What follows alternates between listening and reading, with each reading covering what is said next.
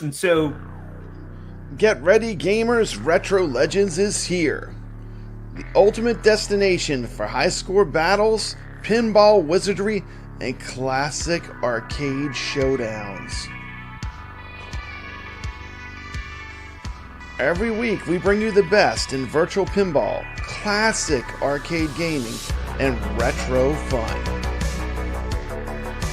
Where you can compete for glory on live online leaderboards through iScored. Think you got what it takes? Step up and prove it.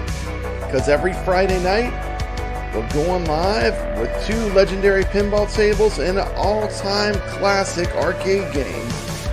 And the best part, every giveaway and prize on this show goes straight to you, the gamers, that are putting up scores on the leaderboards.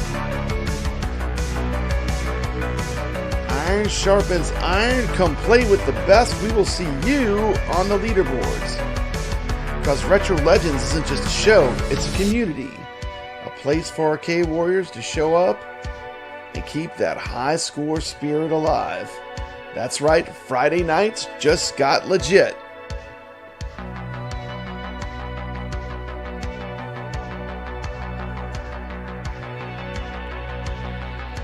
Hit that subscribe button. Join the leaderboards and let's make history, one game at a time.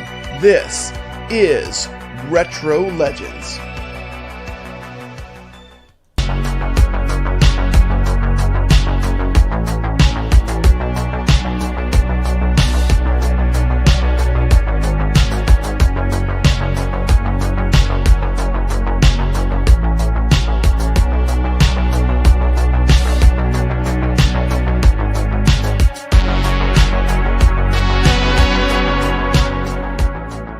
And if you wanted to watch, like, I'm so glad Papa Brad is back on Friday because it gives us something to actually watch. Absolutely. Than these guys just going, let me know in the chat what you think. Let me know what you think on Arcade 1-Up. Are they dead? Is it over? All right. Welcome to Retro Legends. Is Arcade 1-Up dead? Are they over, kevgret? I've come here for the answer. Are they dead? Welcome to Retro Legends. What's happening? It's great to have you on, kevgret. Thanks for bringing me on. That's hilarious. Welcome to the show. We're just going to get everyone out here real quick. Introducing DKOG73. Welcome to the show. what's going on? DK. Hold on, man. We're going to be playing some Donkey Kong. Rexer is on the way. He'll be in shortly. But we're gonna roll through some news topics real quick. First, let's say hello to the chat. Chalada Love, great to see you. Saying Spirits for Glory, absolutely. Video on Game Vegas. I sent you a link if you want to come on. Yeah. Look at your short, Video Game Vegas. You only got one. You only got one. It's right there. I promise. I sent it. Okay. Let's see. And So let's see. Let's start with the first topic. The first topic is going to be. Guess what just came out, kevgret? I think you know what came out. What just came out? Something with VR. VR? Really? I thought it was a slow week. Do we get pinball or something? Something I'd be interested in. Of course, I'm talking about this mug right here. We're talking about Pinball FX VR. We're going to look at a very short little clip so we can kind of see it in action. Then we're going to do a little talk about Pinball FX VR, and we're going to talk a little bit about X Arcade. So, but first, let's watch a quick video for people that might not have seen the Pinball FX VR.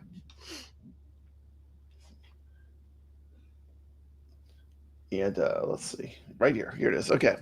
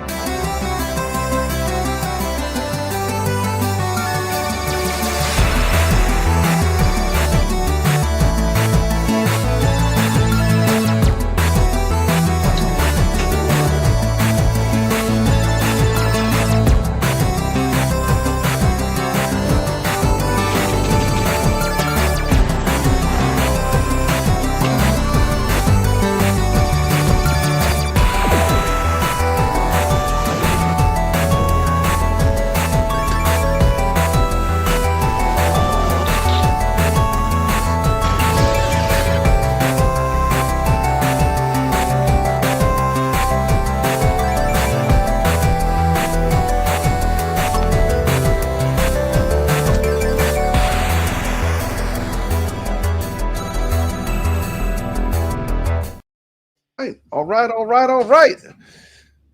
That's pretty good. What'd you think of that? There is not a smile big enough, Brad, that convey how much fun this game is. We just have to give thanks for thanks is due. And it's amazing. Zen Studios knock this out of the park. I mean, the thing that you can't translate is how three-dimensional it is. Exactly. Until you have the VR goggles on and you're actually in the game playing it with the technology, because literally it looks so 3D. That's what you get. Like when you watch it, I swear it does not look like, it looks so realistic because it's so three-dimensional when you have the goggles on. And you can, Brad, you can go all the way down on the, like, there's no stuttering. You go in on the detail. It's exactly what you would program if you were doing this on your own. It's what you want. It's what you, it's amazing. Absolutely amazing. It's absolutely incredible. And you know, I'm gonna say it. I mean, to me, this is a 10. This is knocking it out of the park. Absolutely. I mean, if you love pinball, I mean, this is like, you know, you feel like you're playing the real machines when you have that Evercade and your hands are on the buttons. It's great. You know, very impressive. For $9.99, you get 3 tables. You can play them. Then they have more tables. They are a tad bit Tell us about the expensive. tables. Tell us about the tables. Yeah, so you get 3 Zen originals to start with, a Noir table, Sky Pirates, and then the Curse of the Mummy, which they're decent tables, Brad. They're not bad. But the fun begins when you start buying those licensed tables. I picked up the 3-pack for $15, Battlestar Galactica, Xena, and Knight Rider. And I'm telling you, Battlestar... The effects that go on around you as you're playing in space, you're just like, it's insane. Knight Rider's jumping over you. The Armada is in your face playing Battlestar Galactica. It is so wild on how easily it feels. You're just like you don't, like, Indiana Jones is next to you. I know it is super cool. And you know, it actually, the gameplay is so smooth too. Like I was looking for lag. I was like, this thing gonna have a bunch of lag. Or are they gonna be able to pull this out off in VR? And I'm telling you, that was gonna be my first question. Was how's the lag on it? I mean, virtual tech has come so far, right? Yep. That was gonna be my first question. Like how's the gameplay, right? Yeah, it's all about the gameplay, right? And if they can nail that, then everything that surrounds the gameplay adds to the experience. And I'm telling you right now, you know it's good when Rexer calls me at like midnight my time and he goes, yo, there's a tiny, tiny, tiny bit of lag, but this is insane on how close they got it. I'm like, yeah, isn't it wild? He goes, this is good. This isn't bad. And you know, when Rexer says something, then you know you're on to something. And like I said, you know, from someone who loves pinball, I mean, the 3-dimensional element of it, and it feels so 3-dimensional. Yeah. And when you watch it on a flat screen, you don't get the same experience because you can't translate. Like until you have the VR headset and you have it on and you've experienced it, you don't know what we're talking about. But it is super 3-dimensional. Like everything looks like it's physically there. Which is super cool. But they took it to another level because you're in an arcade now that you can customize, you can design, you can walk around. I love the way they have the rooms. They have the Williams rooms. All Williams pinballs in there. No other junk. Just Williams. You know, give me exactly. Give me the Addams Family. You know, give me Twilight Zone. Give me those bangers, right? Which means, Brad, hopefully the Williams room is going to get much bigger as time goes on. Man. Can you imagine? You know, take my money, Zen Pinball, because it's awesome. I mean, it's great. I want to give a quick shout out to House of Hounds. House of Hounds. And I will be playing him tomorrow in the Battle of the Streamers. Dude, we must be sadists. We picked the hardest pinball table of all time, kevgret. What table? We decided we're going to play Party Zone. kevgret. This table, I don't like this that table. This table is an absolute terror. Like I've been practicing it all week, and you know how much I love pinball. I mean, cussing. It's like, you know, it's so random. Like you can. It's like, you know, when you get into playing pinball, you start to use strategies. Yeah, and it's just so hard. It's that's hilarious. You never know what's going to happen, but I'm playing like, you know, I don't know if you watch when this guy's an absolute wizard. So he is a pinball wizard. So it's going to be exciting. It's going to be a lot of fun, and it's going to be unpredictable. You never know what's going to happen with that game. Yeah. Good luck, Brad. Is that going to be streamed on Facebook on the House of Hounds? It's gonna be on our YouTube channel. Oh, cool. Tomorrow. YouTube. All right. Yeah. I'll be watching that. So I'll put up a link tomorrow. I think, is it at 2? I gotta check. Hold on one second.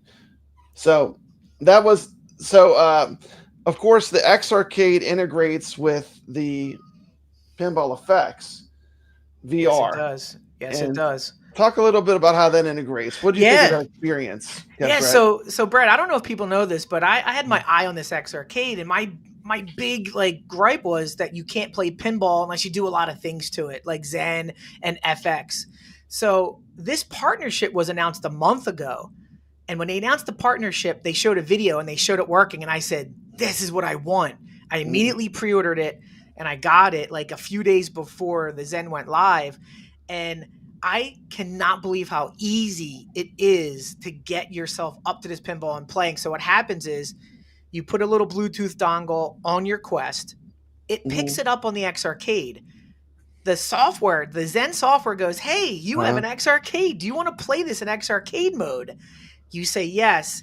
You put the two controllers into the kind of holders on your Evercade. You hold down the two pinball buttons, and it maps the machine over the Evercade so that the buttons that you flip are literally mapped one-to-one, like you're standing in front of the machine. And if you think VR takes you to a level, now you start flipping physical pinball buttons, and you're standing in the stance, and it just takes it to a level that's pretty much real. Like you're there. So the Evercade experience with Zen Pinball, for me, I am so happy. Just for that alone, Brad, I'm so happy I bought the Evercade. Yeah, it's so fantastic. Happy. It's fantastic. And this is from House of Hounds. He says, I hate this table. I swear, I might not play it for a while. I mean, literally, I feel like I've been abusing myself all week trying to get better at it. But we decided to play. Why play the easy table? We picked some hard ones to end the tournament. I mean, we're ending with the Thing, and you know how tough that is. That's a tough one. You have to take a walk after you're done. Hounds, I'll be playing him at 2 p.m. Central Time. That's my time, and 3 p.m. Eastern Time. That's his time. But check it out. It's going to be a great stream. If you're into virtual pinball, it's going to be a lot of fun. It's part of the Battle of the Streamers, which is all the best at games pinball streamers, or a lot of the people that are on the leaderboards are all playing each other live in live competition. Beautiful. And live pinball's tough because anything can happen, Yeah. And got a great guest backstage. Let's get him on. Welcome to the Retro Legends Show. We all know this guy from the comments. Welcome to the show, Video Game Vegas. How you doing? Whoa. Hey, Papa Brad. How you doing? It's great to see your bubble on the show. The bubble is here. My little bubble. This is the legendary Video Game Vegas. So welcome to the show. Glad to have you on here, Papa Brad. Very cool. Okay. And so, have you played? Are you in? Do you do virtual reality, Video Game Vegas? I do. I have an Apple Vision Pro. Okay. Unfortunately, Apple decided to make it the most uncomfortable VR headset known to man, and because it weighs almost a pound. No, it weighs a little over a pound. Wow. And it's made of glass and metal, and it's absolutely the epitome of resolution, pass through, everything. However, it's just so uncomfortable. Who would want to play video games on it? I watch movies. I had to buy a third-party accessory just to enjoy watching a movie for more than 30 minutes. So now I can actually watch full movies and all that. And hopefully this VR, this Pinball FX VR comes to the Apple Vision Pro, because I don't have to run around the room playing pinball. I can actually it's a sedentary. So hopefully it'll be comfortable enough and all that. So I'm looking forward to trying it out. And we just got some new members coming in. Welcome, Mike Hawkert, Saiyan Spirits, Tomato Grass, Ichabod Crane, and Biggie D's Arcade. Welcome, new members. So, I just wanted to say something, Papa Brad, real quick. Yes. To kevgret, when I saw the replay of Rex's last stream, and I saw your setup for the Evercade with your 32-inch TV on the wall, I was just like, man, I wish I would have saw this video before I bought the 4KP, because I would have bought that. Yeah. Sorry, Papa Brad. I love the 4KP, but you can have your own opinion. Yeah, I love the 4KP. And we are going to do at-game news, so try to contain yourself a little bit. Yeah, might have to kick you backstage for a sec. No, I promise it's very brief this week. It's very brief this week. I respect your show, Papa Brad. I wouldn't say anything that's against. I'm so happy. I'm so happy that people are playing virtual pinball the way they want to play virtual pinball. There's so 100%. Many great ways, and VR, the Evercade, 4KP, whatever you play your virtual pinball on, it's an amazing time to be in this hobby. We got a super chat from GeForce Guy. Love this new show, Brad. Awesome guest too. Question for you, since I'm brand new to Zen. How often do they add pinball tables? I need Back to the Future. Yeah. So they made a universal themed room, so you know it's coming. You know it's definitely coming. Brad, so here's the GeForce. Here's the caveat to this. This is not Zen's first attempt at VR pinball. They made FX2 VR. The problem is they abandoned it, and they only gave us like one pack, the universal pack, right? I'm hoping that the success of this, and it looks like the success is really coming in early, that we get monthly or bi-weekly releases where we get a table every other week like we do with Zen, and then the Back to the Future should come. But I'm hoping that we're not going to get abandoned. You can see the rooms have themes for a reason. And so we don't know what the schedule is going to be. I'm hoping we get monthly releases of the catalog, and if they keep doing a monthly, keep taking my money, and we'll be getting releases for sure. One thing's for sure, Zen Pinball likes making money. Yes, and they do. They've been making these games for a while. Like, exactly. They don't have to keep remaking Addams Family, right? I mean, everyone knows Addams Family and loves it, so all they got to do is make sure they don't mess it up, make sure it runs good. But I put this up on the screen. I'm going to take this ticker down in a minute, but I just want to point out the Quest 3 is $499.99. And there's a cheaper Quest, right? But that's the one I have. Yeah, exactly. And the Evercade is, with my code, is $359.99. They always have different discount codes. Yeah, that's my code. That's in the description. And Evercade is basically like a real fancy joystick that you can use it for. I use it when I play my Dreamcast all the time. Yeah. So mine's hooked up to the Steam Deck. Just plug it right in. This is just like a bonus. Yeah. And I do want to talk about it just real quick. As an avid pinball player, the things I love about it are it does have the pinball buttons. The immersion into like immediately getting into the game is quick.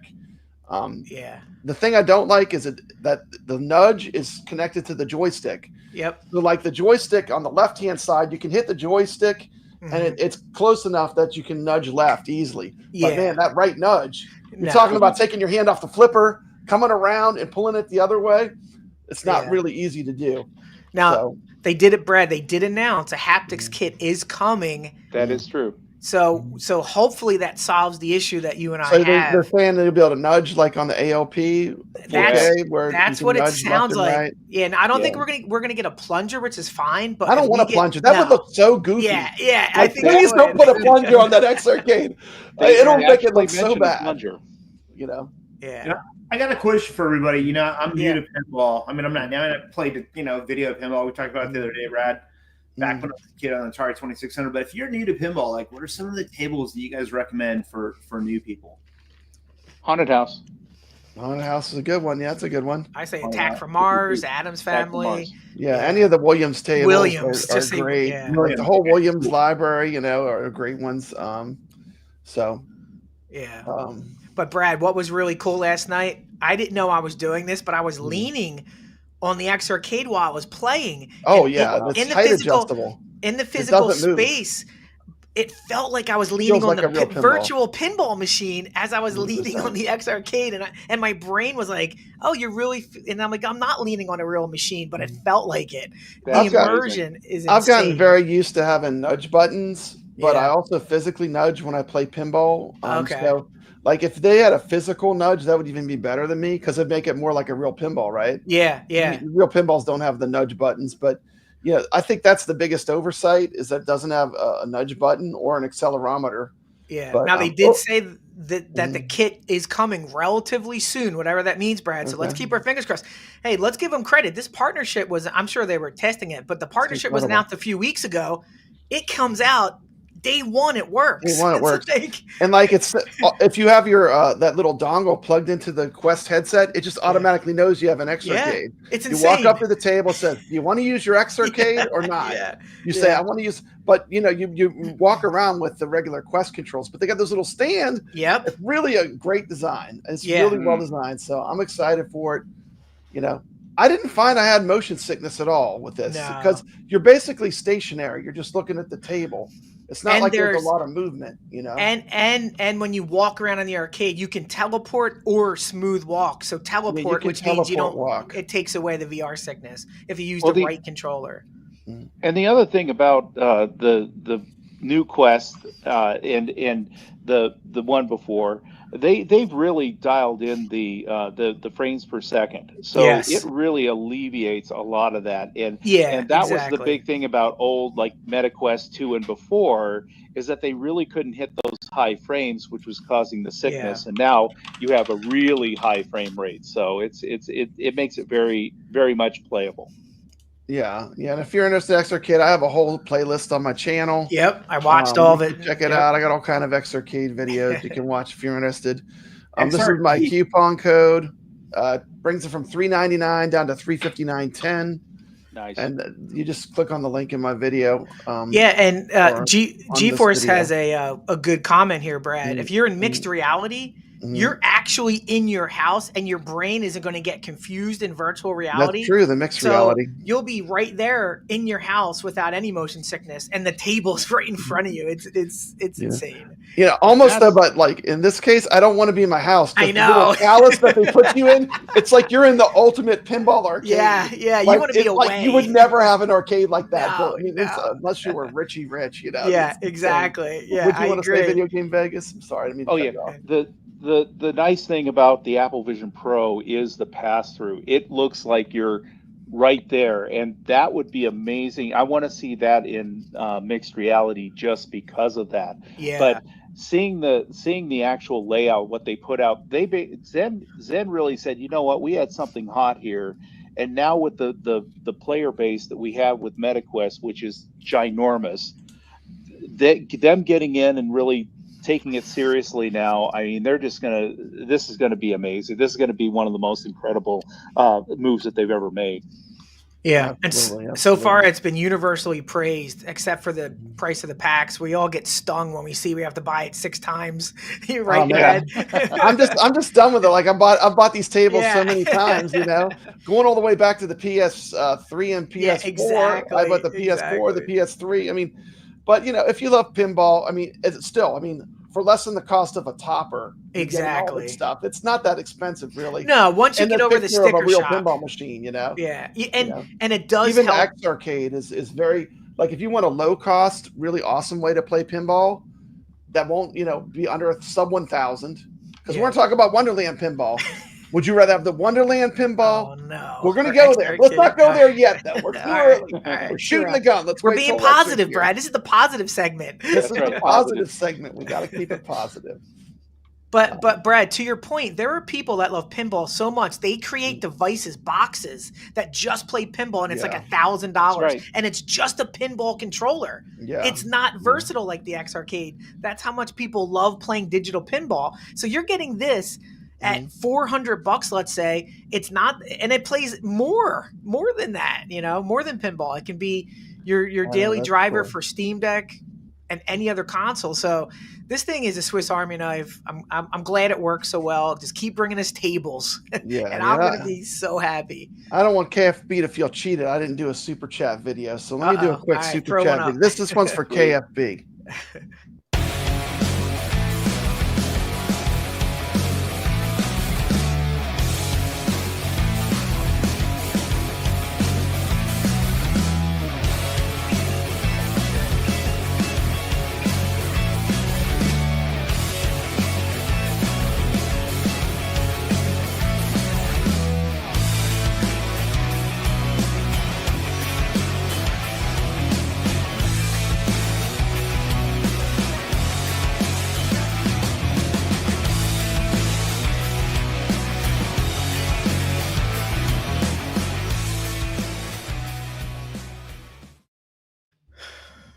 There you go.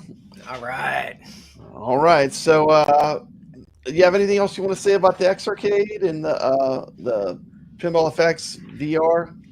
I just know that I say a lot of negative things about products in the community. I cannot say enough good things. I'm going to say this. What I'm going to had. say this too. As an avid pinball player, I literally just played a tournament in Battlestar Galactica, and live, I got the best score I've ever gotten on the machine live. Nice. Live play pressure, playing against House of Hounds, who's like I said, he is a wizard. And but playing that table, then going and playing it in Pinball FX VR, I felt like that was the perfect table because I literally just played it. I practiced it all week. I played it in a tournament against a very high level player. Yep. And I could tell you, they nailed it. It played so good. Like I felt like I was not missing a beat moving to VR, and it is so 3-dimensional. This is if you love virtual pinball, you got a Quest.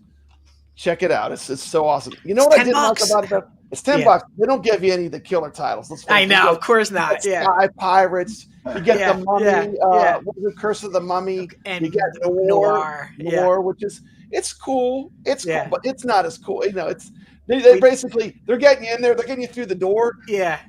Well, did you notice, Brad? Is it the bait and switch? Are they getting you in there? They're teasing. They're getting you in there low, but all the good tables are kind of you're going to end up buying them, right? What do you think? Did you notice though? As soon as to make. Oh, go ahead, Kevin. No, I was gonna say as soon as it starts, Brad and everybody, you're in the table and you turn around and there's an advertisement for like Addams Family. And you're like, Addams Family. Then they're like, buy now. You're like, no, what are you doing? You're like, I don't want to play Sky Pirates. And then there's stand-ups around the arcade for all the tables that they're trying to sell you. And you're like, come on. I think they. Oh, go ahead. Go ahead. No, go ahead. Yeah, I think that they should have included the Indiana Jones table, and I think they should have included Elvira, and I think they should have included. I'm just going off the rails now because there was no way they were gonna do that. But the cool thing is that them taking the time to put in real tables is just I mean that's what blew me away. When I first saw the beginning, I was going, "Oh, great, the Mummy," and then when I saw Indiana Jones, I was like, "Okay, you're like here we Papa go." Brad calls legit. Yeah, exactly. Yeah, exactly. I'm so glad to have DKOG73 on. We're going to see what a real gamer, someone that loves games. Rainwater. Oh, sorry. I just want to say, good to see everyone, man, on the channel. It's been a long time, and it's a blast being here. I just want to thank everybody. And thank you, Papa Brown. It's been a lot of fun, man. Just leading up to here and hanging out and playing some DK, man. Man, it's awesome. It's awesome having you on, and I can't wait to see you and Rexer go at it. These are two. If you're talking about good gamers, that Donkey Kong, we're gonna get the show at the end, and we're gonna get to see two great players. So it's exciting. That being said, I think we've covered the pinball effect. I'm just telling you, buy it if you love Zen Pinball. You will not be disappointed. I was totally not disappointed. And speaking of disappointments, I think we're going to go. We're probably going to talk about some Evercade. I don't know if I was disappointed, but we're going to watch a quick trailer showing all that Evercade Showcase, kevgret. Yep. And we're going to show a quick trailer that's going to get us up to speed. And I took 10 minutes and cut it down to about 4 minutes. So this is going to get you all up to speed. Everything new with Evercade. You ready for it? Cool. Here we go.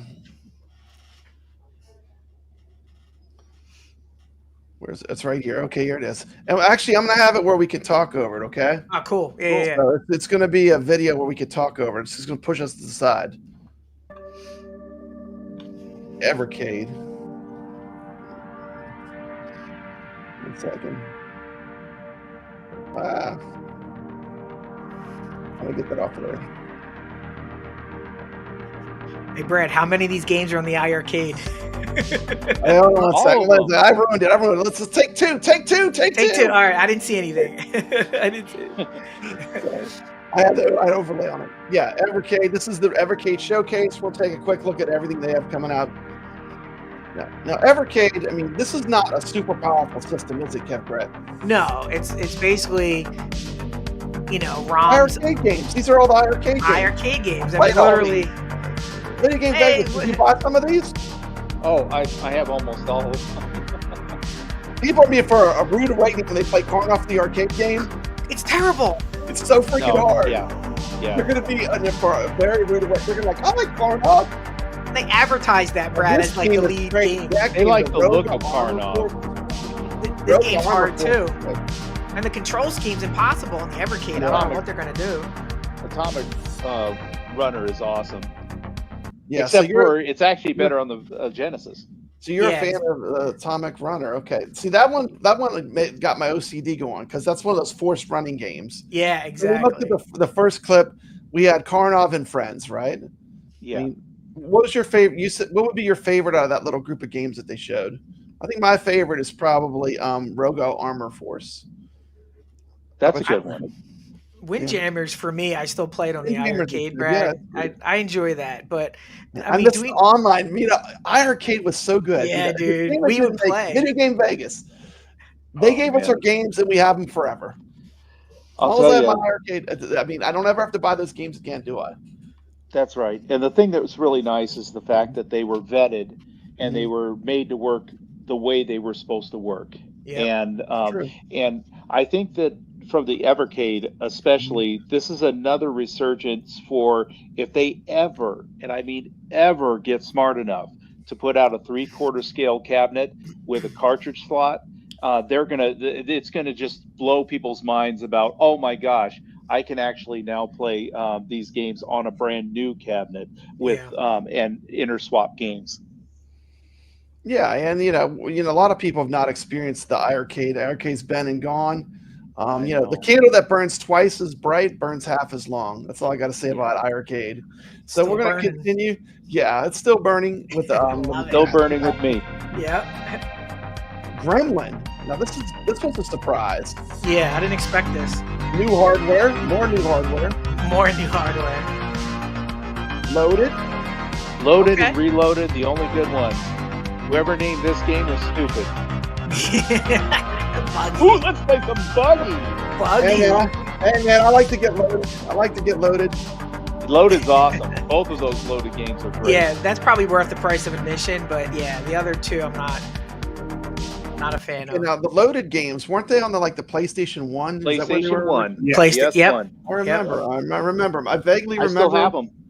You do? Awesome. Yep, I still have they're them. fun. So you would recommend those are pretty fun. Okay. Oh yeah, if you like top-down shooters, I mean they're great.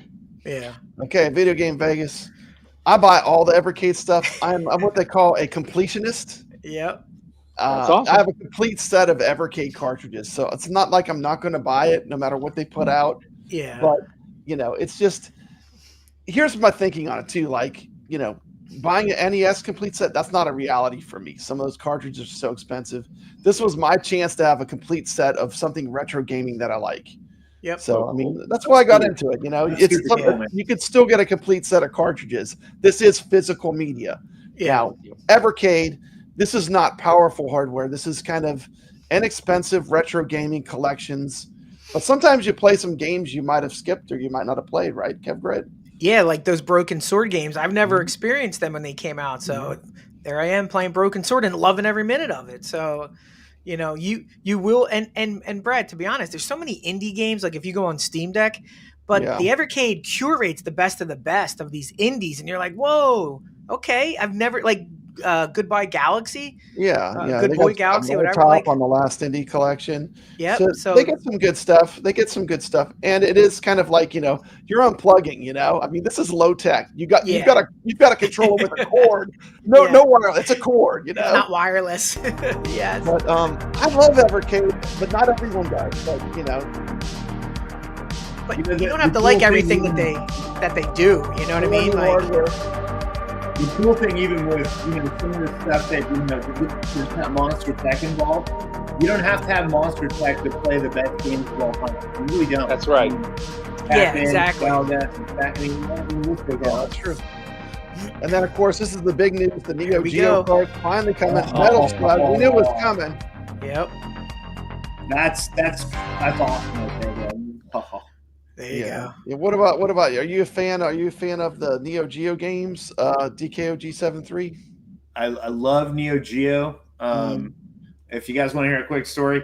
Yeah, give me a quick story on Neo Geo. Yeah, I'll give you a quick one. So when my wife was pregnant with our first daughter, she would send me to the grocery store or wherever late at night, you know, to get a shake or whatever, right? And there was a donut place in Anaheim where we lived, and they had Metal Slug, and I would go there and I'd pop a quarter in, and I'd do this like once a week. And she'd be like, "Where'd you go?" And I'm like, "Oh, I just went over to the donut store for a little bit." It took a while. It took a while. Play Metal Slug. Watching them make the donuts. Watching them make the donuts. Hey, you want them hot, don't you? You want them hot? Yeah, exactly. Yeah. How about you, Video Game Vegas? Are you a fan of Neo Geo? Oh my gosh, this is I'm actually working on my review for the MVSX, and Nice. This was a staple of the arcades when I was when Street Fighter came out. I mean Street Fighter 2, and we got a Neo Geo machine in our student union. And I just played the heck out of it. And I'm telling you, when the MVSX came out and that Hilo X came out, the hack, and you could add all 149 games to it. It was a game changer. And the Neo Geo is just, they make some really amazing games, and I am so glad that Evercade is getting to participate in it. Oh my goodness, I don't know if I should say it, but you know who was against that Hilo hack? Who could be against that? Don B didn't like that Hilo hack. He was not a fan. I'd like to say something about that, but I mean, I don't want to get in trouble. Well, you got to say it. You could say it now, yo. I mean, yeah. I mean, the thing you have the machine. I didn't have the machine, but I knew about what was happening with it. Yeah, basically just taking shots at every single thing that wasn't arcade 1-up, and I'll just say this. Basically, I mean, some of the things that have with my buddy Glenn and everything else that had happened in the background of all that kind of stuff, I just couldn't. It was like such a hypocritical thing, because arcade 1-up was using ROMs too. It wasn't like they were using original hardware. Yeah, they got caught. Who can be against emulation? Like a lot of these arcade games, we wouldn't even be able to play them if it wasn't emulation. Isn't that right, DKOG73? Are you against emulation? No. You know, here's the deal. I mean, dude, we're preserving history and video games. They've transcended. I mean, even the movie industry, and I mean, as far as I'm concerned, if you're not playing on a PCB with the CRT, you're emulating for the most part, right? Exactly. Yep. Yeah, it's all Evercade is just emulation as well. It's all emulation. Arcade 1-up is emulation. At Games is all their stuff is emulation, right? Yep. So I mean, it is what it is, you know. But let's continue. This is supposed to be Evercade. We're veering off the. We're going off the track. This is the Evercade Showcase segment. This isn't Tomato Grass's portion. We got the King of Fighters 2000. This is fantastic. That Ironclad looks great. I can't wait to play that one. I don't think I've played that one. Love Magician. There's my game. That one a lot. That's a great game. This game's hard. Magician Lord is awesome. Oh, one of my favorites, Sen Goku. Love it. I love that one. Yeah, the one that you could play. Yeah, the one that was like Commando, but you could actually last a long time on one quarter. Yes. It had branching paths. It had different routes you could take. Amazing. Yeah, fantastic game. This card, I was excited. Like I was like, when I saw this card, I was like, yeah, now just give me like 4 more of these, like, you know. But this was like a step towards what I wanted, kevgret. Yeah, exactly. I thought they would lead with this as the announcement, give you the cart right up front. And I also wish they put all the Metal Slugs on one, all the King of Fighters, but it looks like they're going to split them up. They're going to milk it out. They're going to milk it out. Yeah. And we'll talk about. We're going to finish watching it when we wrap it up real quick. But this has the release dates, and I edited way down. It was like 12 minutes. Got down to like 4. Give them credit, Brad. At least they put the prices on here, unlike Nintendo. Cool. Super Pockets. Yeah, they did show the prices straight up. Unlike Nintendo. I was surprised this one sold out before the red one. I thought the red one would be off the 3,000 limited edition. That red one out first, but this one actually sold even faster than the red one we're going to speak. It was cheaper though. It was cheaper. That's true. That's and true. You didn't have to do a conversion to dollars. And it has the same game. Yes. Yeah, I wish this was on a cartridge. That's what we're going to talk about. See, Video Game Vegas is thinking ahead. He's right ahead of us all. But these pockets are too small. Samurai That's for Showdown. me. Locking these games to this handheld, I think is a huge mistake. Huge Like, as a mistake. retro gamer, having any of these Neo Geo games locked to like the Super Pocket is like a mistake. Yeah. They're forcing you to buy these Super Pockets like a cartridge. It's not fair. You know what I mean? Like Brooklyn owns every Super Pocket. He's probably got 10 of them. Like, do you really need 10 Super Pockets in your life? I have to say I'm guilty. I have like 3 of them. Like, I don't need any more of them. You know? Yes, that's what I'm saying. They lock the games to the devices. Yeah, exactly. You know? Like, they had the Taito one, the Capcom. Invaders. They had the Capcom one with a bunch of great Capcom Atari, games. right? They have Atari. Well, I get it. This is like, it's cheap. Like, it's cheap enough. Like, you could sell this at Walmart and people could pick it up, or like at a depart. Like, this probably sells like hotcakes. This is probably they're probably like, yeah, we got this. You know, it probably sells like crazy. But Brad, as wasn't a retro the gamer, like I can't connect it to my yeah, my PS. Exactly. I play it on my big TV. Exactly. And wasn't speaking of which, that's why I say this is $50 with 40 games, all Neo Geo, all the Metal Slugs. It's got All Stars Baseball. It's got everything. And Brad, HDMI out. HDMI out. HDMI out. HDMI out. HDMI out. It's $50. It has 3 times as many games on these carts that they're showing you. Don't lock these Neo Geo games to Super Pockets. Yeah. I mean, look, man. I love Evercade as much as the next guy. But, you can't do it, Katie. Katie, just say no. Release the games. Release the games. And Brad, correct me if I'm wrong. Wasn't the red one like $30 more than the black one? How much was the more expensive? But that's crazy. When I saw that red. Okay, here we go. So look, the black one is $60, right? How much is this red one? Let's see. I think it's 80. 80. So it's $20 more for nothing, but just the color scheme. The red and white, man. I love the way it looks. It's such a bad precedent for them to keep increasing the prices for paint. Once again, all these great games are gonna be locked to that handheld device. Yeah, I agree. Look at the list of these games. These are the bangers. Insane. They're locking all the bangers onto a pocket device. They did that with Capcom too. Yeah, they did, and then you couldn't get them as a cartridge. Like, look at this. Come on. Oh, it's great.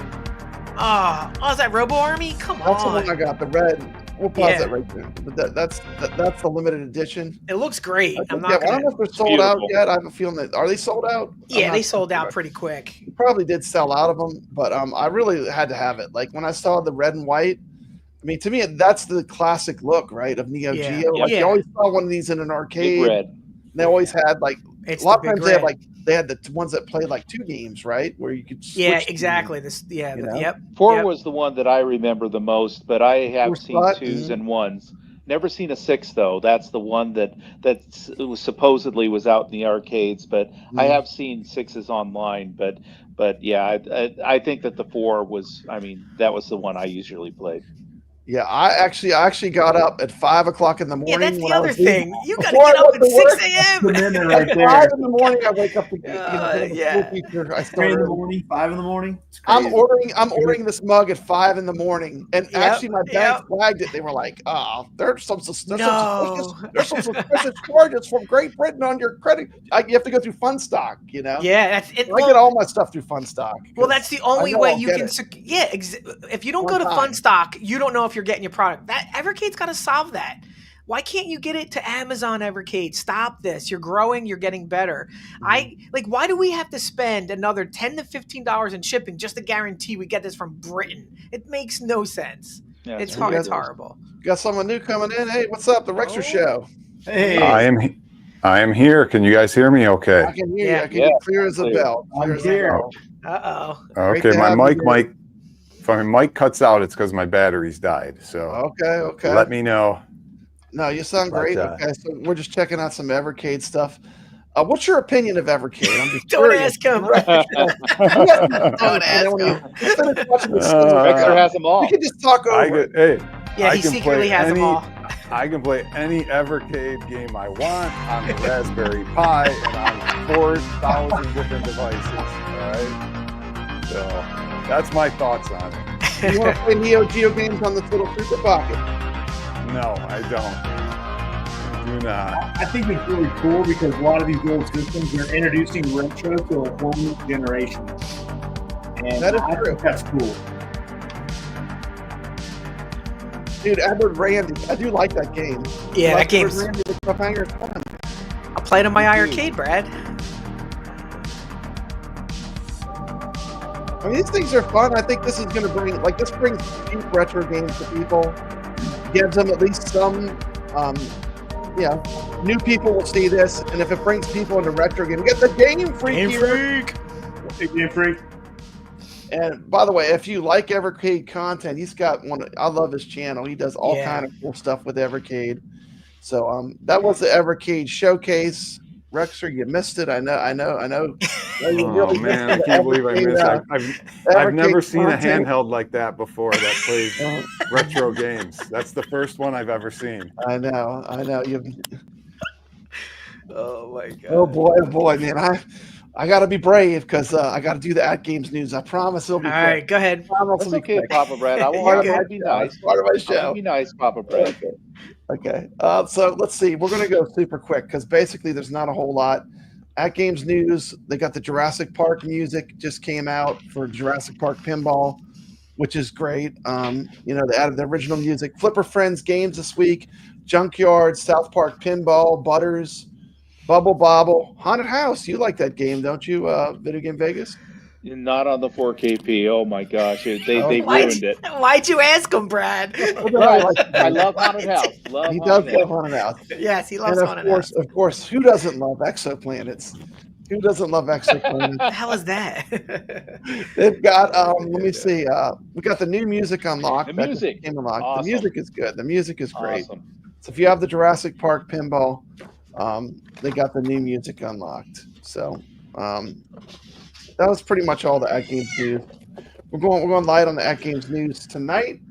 So next topic. Let me pull it up. How you doing tonight, Rexer? I'm doing good. I'm changing my batteries if you can't hear me. So hang welcome tight. to the show. Welcome to the show. I Go think ahead, you're hitting his I think his favorite topic is next. He's been waiting for this one all week, Brad. I think it's gonna be great. It's gonna be great. I can't wait. So just to get Rexer caught up, we talked a little bit about Zen Pinball VR and Exarcade, and now we're ready to cover the really good stuff. Woo! We're talking about Wonderland Pinball. Oh yeah. Oh, poor guys. The Wonderland Pinball news. It's time for that segment. So we're going to start off. It's a little bit long video, but I want to watch the video so we can discuss it. Okay, so it's a little long. It's not crazy long, but it's a little long. So if y'all need a little break, it's a little long. I'm just warning you. Okay, this will be a good time to take a quick little break if you're on the show. Okay, but here's the video. This is by kevgret, who's actually here. So we're going to talk about it afterwards. Some things have changed since this video. This is a classic, but we're going to watch it live. Here we go. Let's go. Wonderland Amusements, a new company from the designers that brought pretty much all the arcade one-up cabinets to us, are tackling making a 3/4 scale pinball machine, which they plan to kickstart on March 11th. It's based on Alice in Wonderland. I've been keeping a watchful eye on this. This is a topic that interests me. We're going to get the panel's thoughts on the Alice Goes to Wonderland pinball machine from Wonderland Amusements. Let's hear what everyone has to say.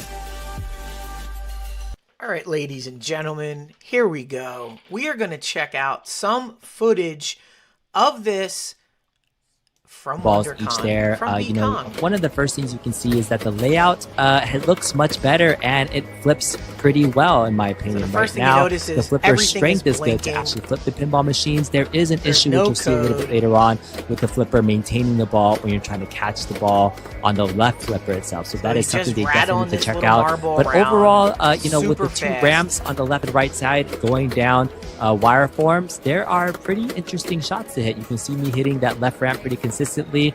The left targets there are on Now he's these shaking the switches, so they just machine. kind of I bounce don't know if around. They there's an really don't accelerometer to kind know of if you're stay up and tilting down, this so they need thing. to strengthen those So, lift switch, no one is lift talking Why about is switches that. he And then before. you notice he hit We the got a pop post bumper save down there down right down that. the middle. But I overall, don't know in terms why of they would put a flipping, pop it bumper flips right pretty there. It just decently seems in my like a weird opinion to be able to design at choice. least get this going. But there is absolutely zero code on this at the moment. There's That's nothing right. even No on the code, DMD ladies and playfield. gentlemen. I'll share in my final thoughts kind of what's happening with the DMD, but they had some issues getting it working for this DMD actual event. broke. So this was just a flippable, playable It's flippable. demo of the game just to be able to see the artwork, be able what to a flip it, see compliment how the for a pinball pinball, felt. guys. So it It's has some of the flippable. bones, but there's so much more potential and more things that I definitely think they need to work out before it gives all the buyers confidence that this is going to be a machine that's going to last a long time and play really well. So in the early stages of this right now, you can see right there, there's some flipper strength issues where it just...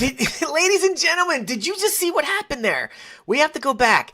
He tries to flip the ball with his flippers, and the flipper says, nah, dog. We're done. We're tired for the day. Watch this. You can see right there, there's some flipper strength Look, issues where he it just kind couldn't of hit the fails. ball. He tried to Hopefully they'll catch address it. that as one of the major issues I saw on this machine. Okay, here's flippable. ball 2, and let's talk a little Let's bit look at about ball the 2. switches. Like, how does the game know when it rolls over certain areas or passes through things that it actually did something? How does they know That it ball went through the drained out pretty lane, the inner quickly, lane, so through here those he top goes again. lanes there? This is So technically instead of ball having 3, rollover but- switches, this game is using a ton of magnetic switches sensors underneath the playfield. So almost like a Hall effect sensor where the ball is really the one that's causing the sensor to roll over. So there's some arguments to be said. Oh, that's a big air ball right there. Oh, That's ladies and the gentlemen, magnetic- please tell me you saw that. So, that happened so quickly that I have to go back and show it to you. Keep an eye on the left side of the playfield. B hits a shot. It ricochets off of, it looks like the pop bumper, and flies onto the out ramp all the way on the left. Check this out, guys. You cannot make this up right now. Watch this. Watch this. the one that's causing the sensor to roll over. So there's some arguments to be said. Oh, that's a big air ball right Yep. there. That's exactly what happened. It hits the side of the yellow pop bumper, flies up in the air, and goes over the ramp, the card ramp, and into the metal ramp. Now, it looks like the plexiglass is not on this thing. So what would happen if this ball keeps doing that? Because it's a design flaw. And next thing you know, this plexi's getting hammered and hammered. That's not going to last long. It's going to crack eventually. But did you see that? Did you see that design flaw? Hits the pop bumper, jumps at least a foot over and into the metal out ramp. This is wild. That the magnetic sensors could last longer than physical switches. The switches themselves, there are some physical switches on the left side with those leaf switches there. There is another bash toy in the kind of Newton ball on the top right with the Mad Hatter that's a physical switch too. But otherwise, magnetic switches and opto sensors are how this is working.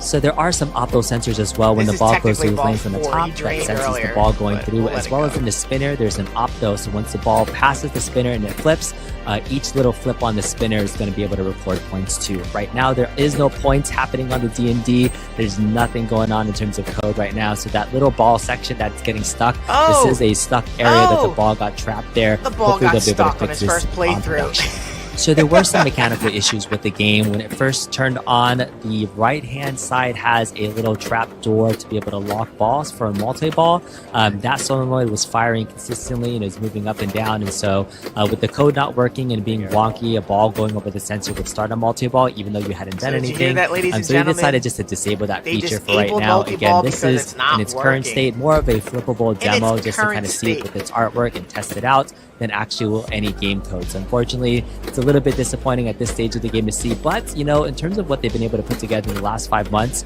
has been impressive so far. Stop being Last 5 thing as I months. went through They the haven't side right been working there, on I this was for just 5 pointing out months. that the right hand side of the outlane doesn't have any post there, it's just metal, but that's not atypical of other games.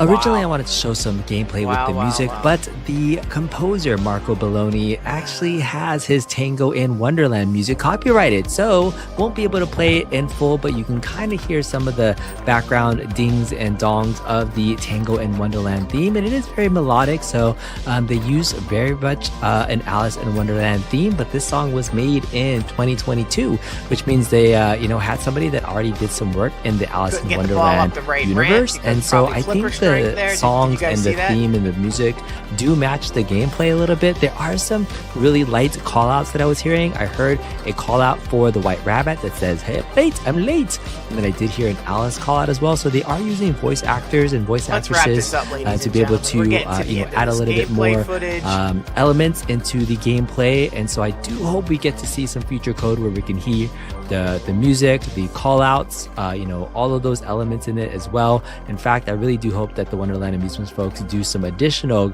gameplay footage with the music on their own channels and things where they don't really care about monetization, where in this channel we know you care about monetization. We know you care get some about YouTube revenue from watching these videos. So thank you very much, Marco Belloni, for copywriting this music. Anyways, hope you guys have been enjoying this gameplay. This is the last little piece of it here. I will also leave some links to some raw gameplay videos and pictures in case any other content creators would like to make some content on their own. Thanks so much. And final thoughts. Let's just end it there. You've seen this raw footage. It's not ready for prime time. You had the ball get stuck. They had to turn off multi-ball. DMD's not working. The code's not working. The sounds aren't working. Scoring isn't working. He popped a ball off the pop bumper and into the ramp on the Caterpillar side. Plexiglass isn't on it, which I don't know why. I would love to see this thing with the plexi on it so we can see in its full glory how many times that ball would slip up and pop off of it. Oh boy, ladies and gentlemen.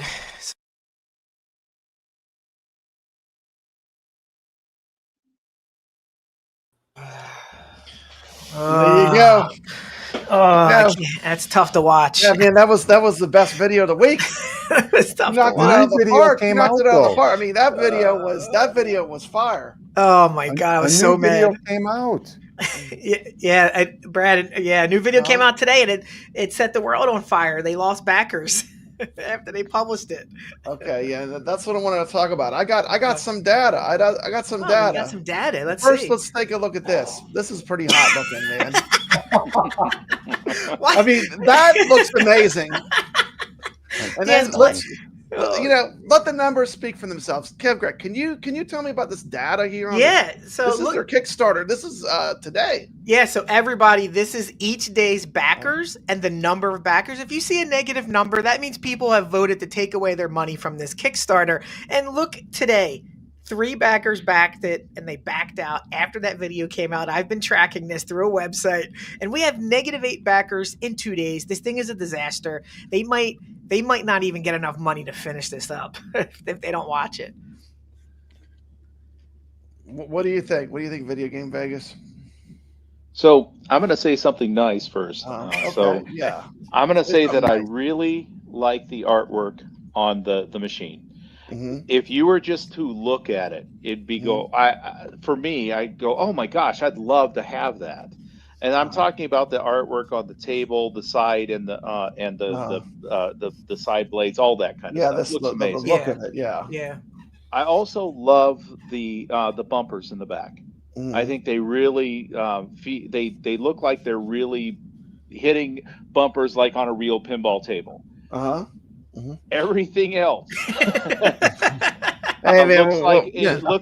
looks like it's playing like a toy. Exactly. I mean, it looks like a Fisher Price pinball. Fisher Price. Let's check this out. Wait a minute. They got an update. Oh, please. Here it comes. Let's take now look, I took their video and I cut it down to 1 minute and 20 seconds. 1 minute and 20. I took a 12-minute video. So let's check it out.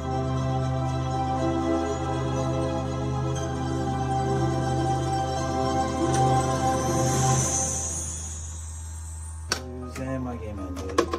Here's my game end animation. Right for I can help you find your way. And now I've got the cat lit up. All right. Obviously, I'm getting the Tea Party animation. This is a placeholder. We haven't finished the animation for the for the queen. And Oh my, I'm shrinking. all right, so I got my shrinking potion, got my hearts to do. I'll do those last because that goes into another timed bonus round. Same for the Mad Hatter. Let's see, we can go up and do this side range here. All right, so I've lit that up. Let's go one more time. And should good. One more time. Whoops. All right, so now I've got all three lit up, and I got that one. Got this one here. I think that's the little side round. This wouldn't cooperate with me earlier, but let's see if I can get it to go.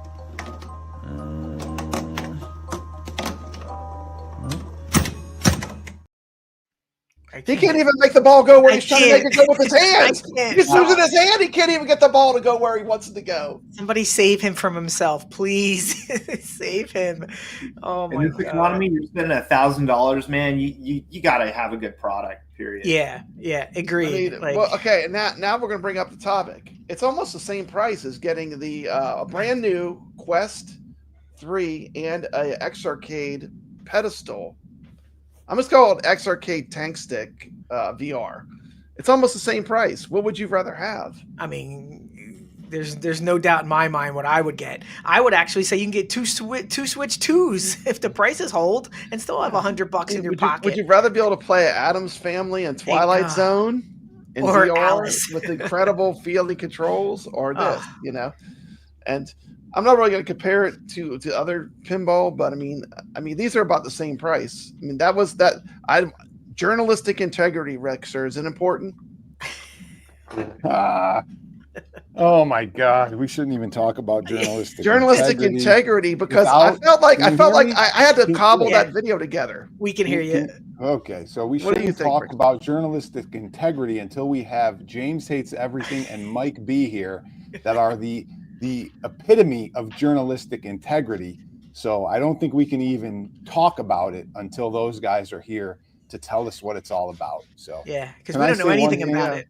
Wait, can I say one thing about absolutely this, Wonderland? Okay, absolutely. I'm going to be like Video Game Vegas, and I'm going to give them some props for something.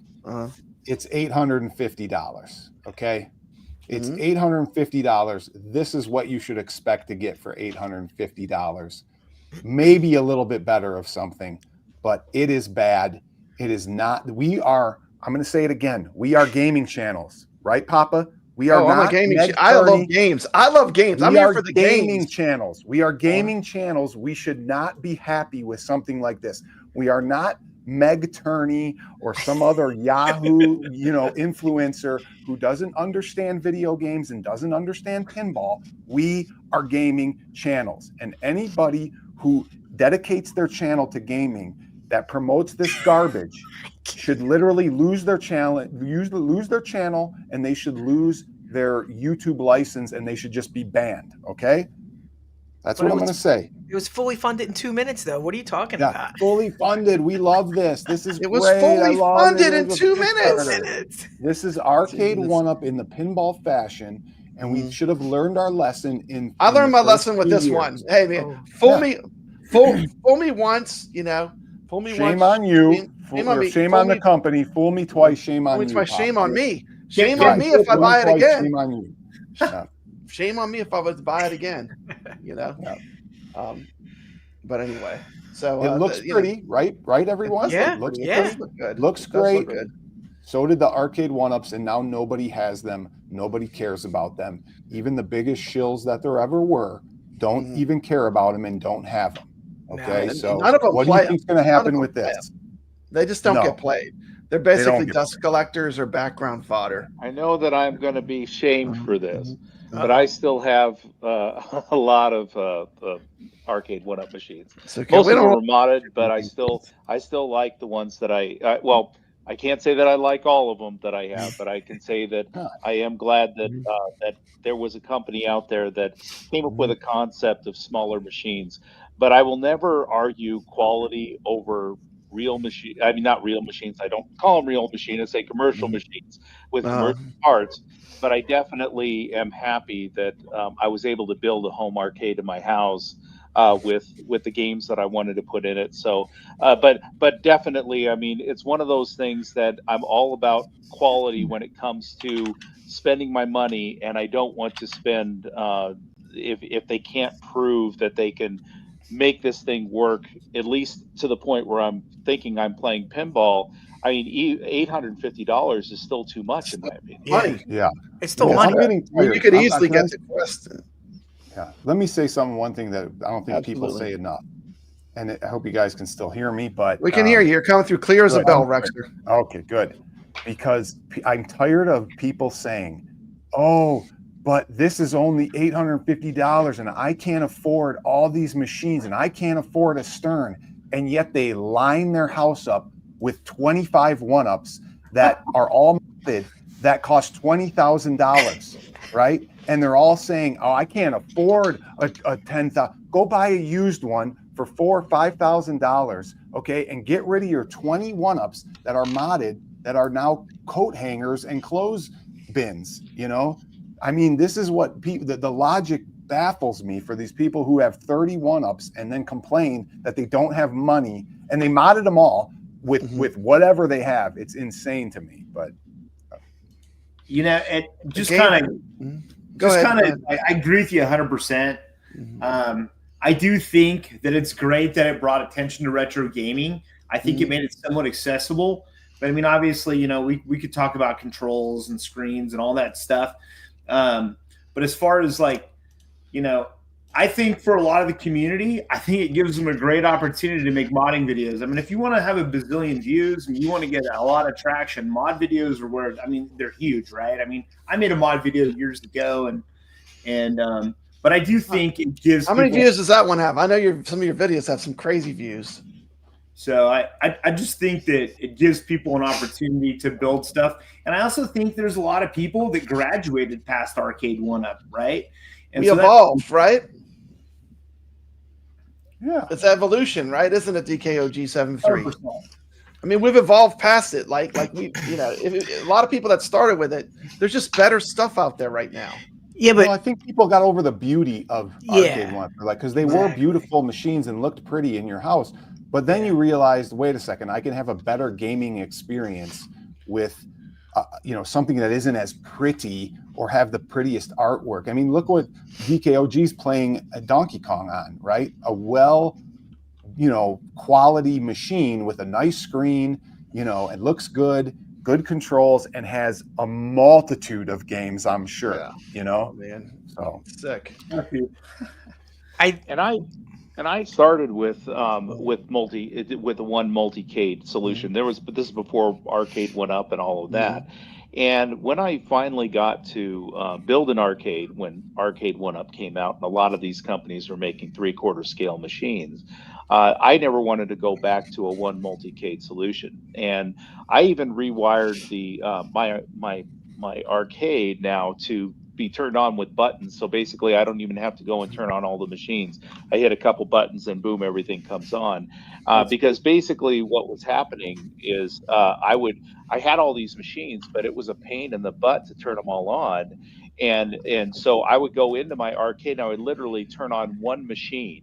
And I wanted this whole arcade experience, but it became cumbersome. So I actually spent 17 hours with my brother, and we rewired the whole thing with remotes. And I'll tell you what, I can go in, I can turn on the arcade within a matter of 10 to 20 seconds now. And all the machines come on. And so that's the kind of feeling that I really, really wanted to have. But the thing is I was not going to compromise. If you, you won't hear me just tell everybody these machines are incredibly awesome and everything. I've only been able, out of the 14 reviews, that I was able to, that I've put up so far, I've only recommended 4 3/4 scale machines.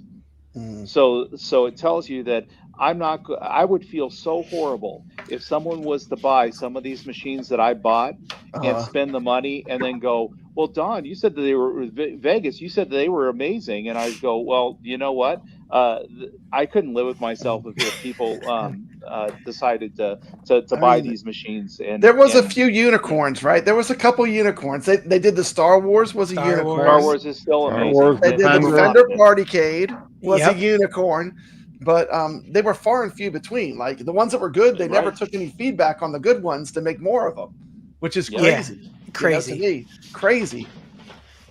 So, and right now, like I think they're more lost than ever. If you look at this new Miss Pac-Man, it's so bad. This is an atrocity. Look at the aspect ratio of the screen for Pac-Man. It doesn't make any sense. Who would approve that? This is someone that hates retro games. Yeah, I mean, exactly. That's all I got to say. If you created this, you hate retro games. Well, Fred, question. Who did they hire to like design this stuff? Well, here's the thing. That's exactly right. You know who designed that? The bean counters are running the company. There's say what you want about John D and Scott. They knew who Pac-Man was. Now the bean counters are running the company.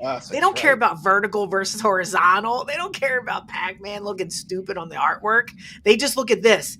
It costs X. We sell it at Y. Profit. Hey man, we could put this in a good box and ship it for cheap. We can make a beautiful box for this. That's all Once it's about. Once it's in the person's house, they don't care. There's no passion. There's no passion. They just don't care. They just don't care. They blatantly don't care. It's totally clear. They just do not care. It's just business, right? I mean, the parent company is Tastemakers. I don't know if you remember years ago, they had like these little eggs that the little kids Hatchimals. Or whatever, right? Yeah. They're not well, in my opinion, they're not about hardcore getting it right, giving someone a 100% solid solution. I mean, it's rough. I like I said, I'm looking at that Pac-Man. I'm going, if you can't even get the aspect ratio right,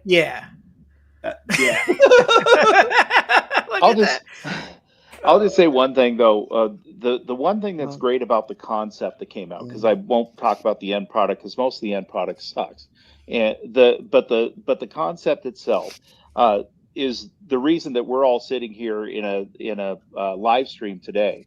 I wouldn't know Papa Brad. I wouldn't know kevgret, Rexer, and even a person who I'm meeting for the first time. Because we wouldn't be talking about this because it would just be John's Arcade saying, man, wouldn't it be cool to have 40 machines in your basement that and you have the budget to put extra circuit breakers and everything else to make it all happen. Here's the thing, like this panel, we all love games.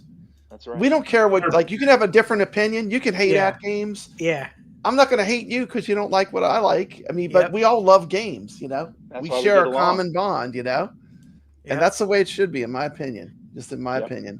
What do you think, Rexer? Rexer's pleading the fifth. Yeah, sorry. No, I go on mute so you don't, So. Yeah, he's screaming. I will definitely give credit that Arcade 1-Up was.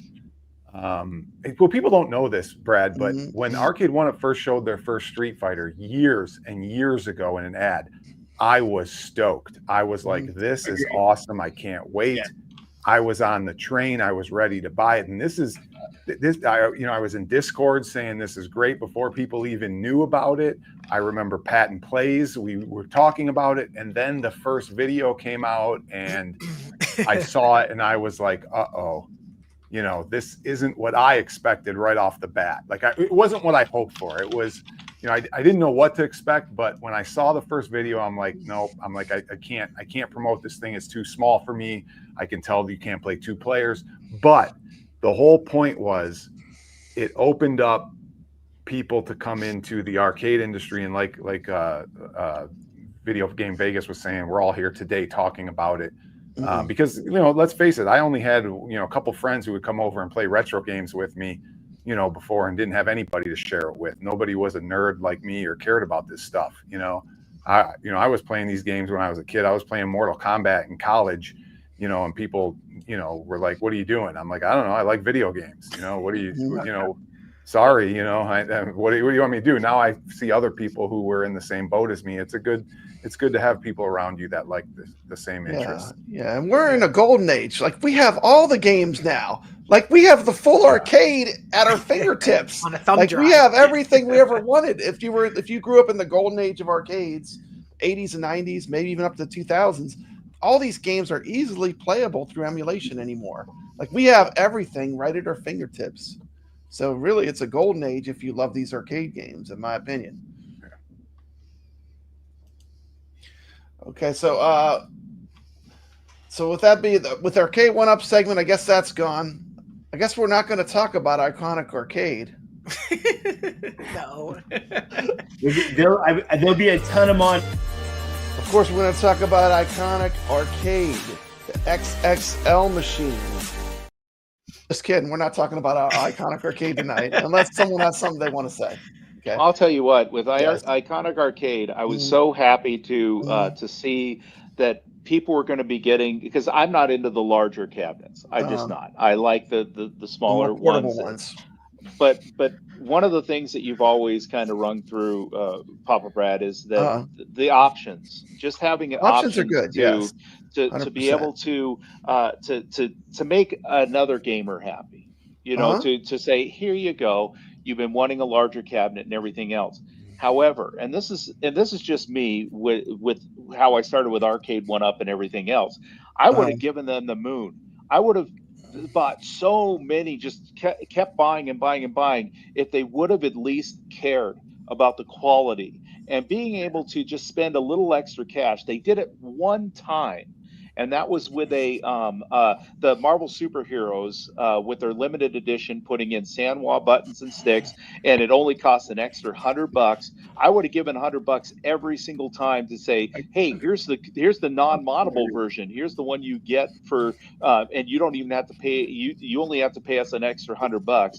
So I'm a little bit. I'm hoping that I don't think that they're going to come through, because they basically said that they're going to be using the same cheap stuff. So, but I think that if it can make somebody happy, I think that I'm happy when I see any of these things. If it brings somebody an arcade machine that they've wanted.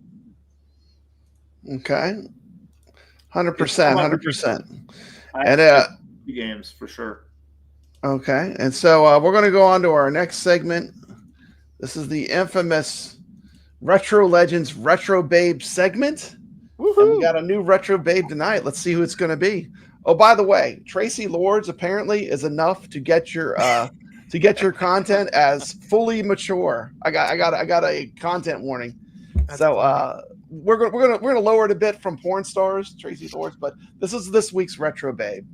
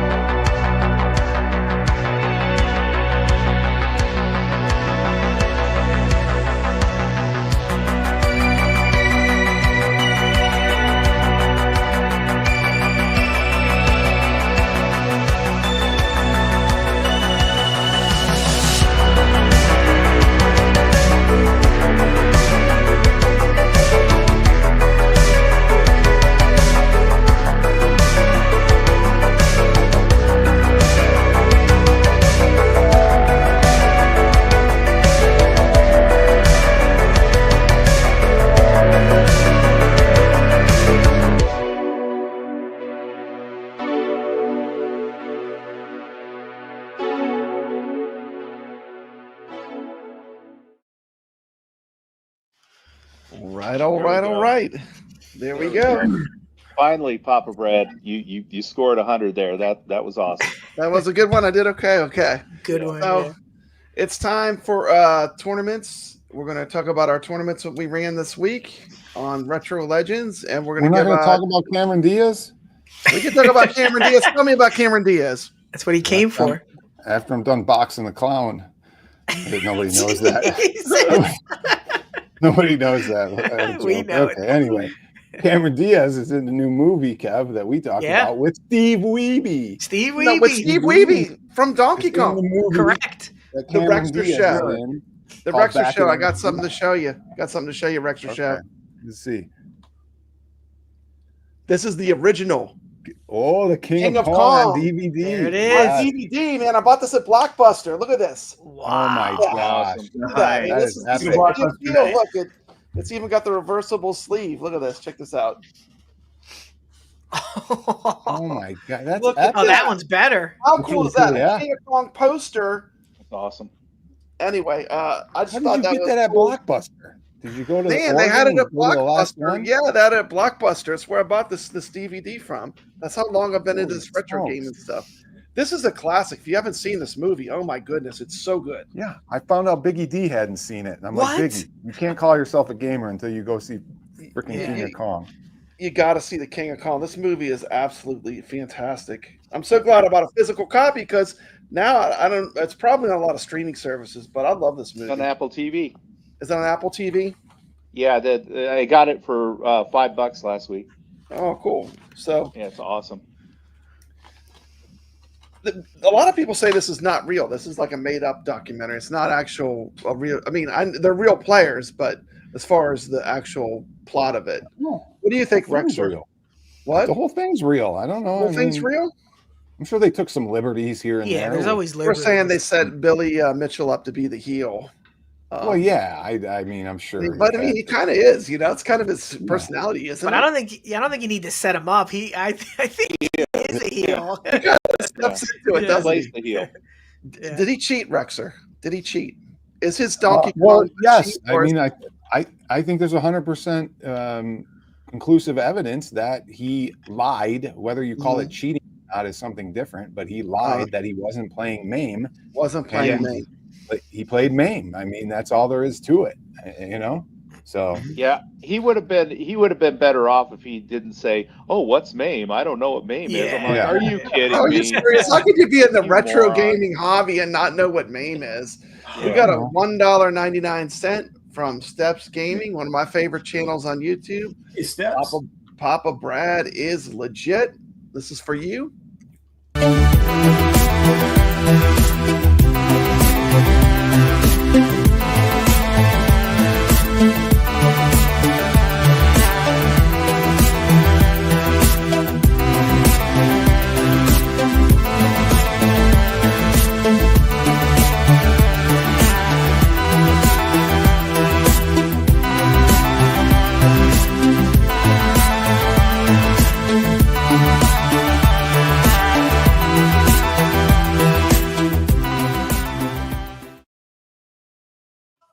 I was waiting for that guy to stab himself.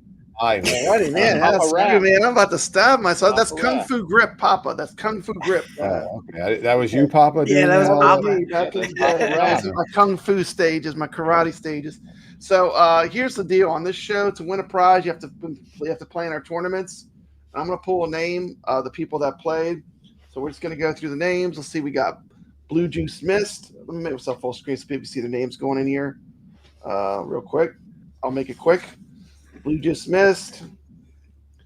Who's this joker? Video Game Vegas. He dropped a score. What game did you play, Video Game Vegas? Moon Patrol. You dropped a score. You got to drop a score. Only people that play can win. T. McCloskey. We got the Game Freak. Nice. We got Jabba. I don't know if it's Jabba the Hutt, but it's Jabba. He played. Retro Tech X.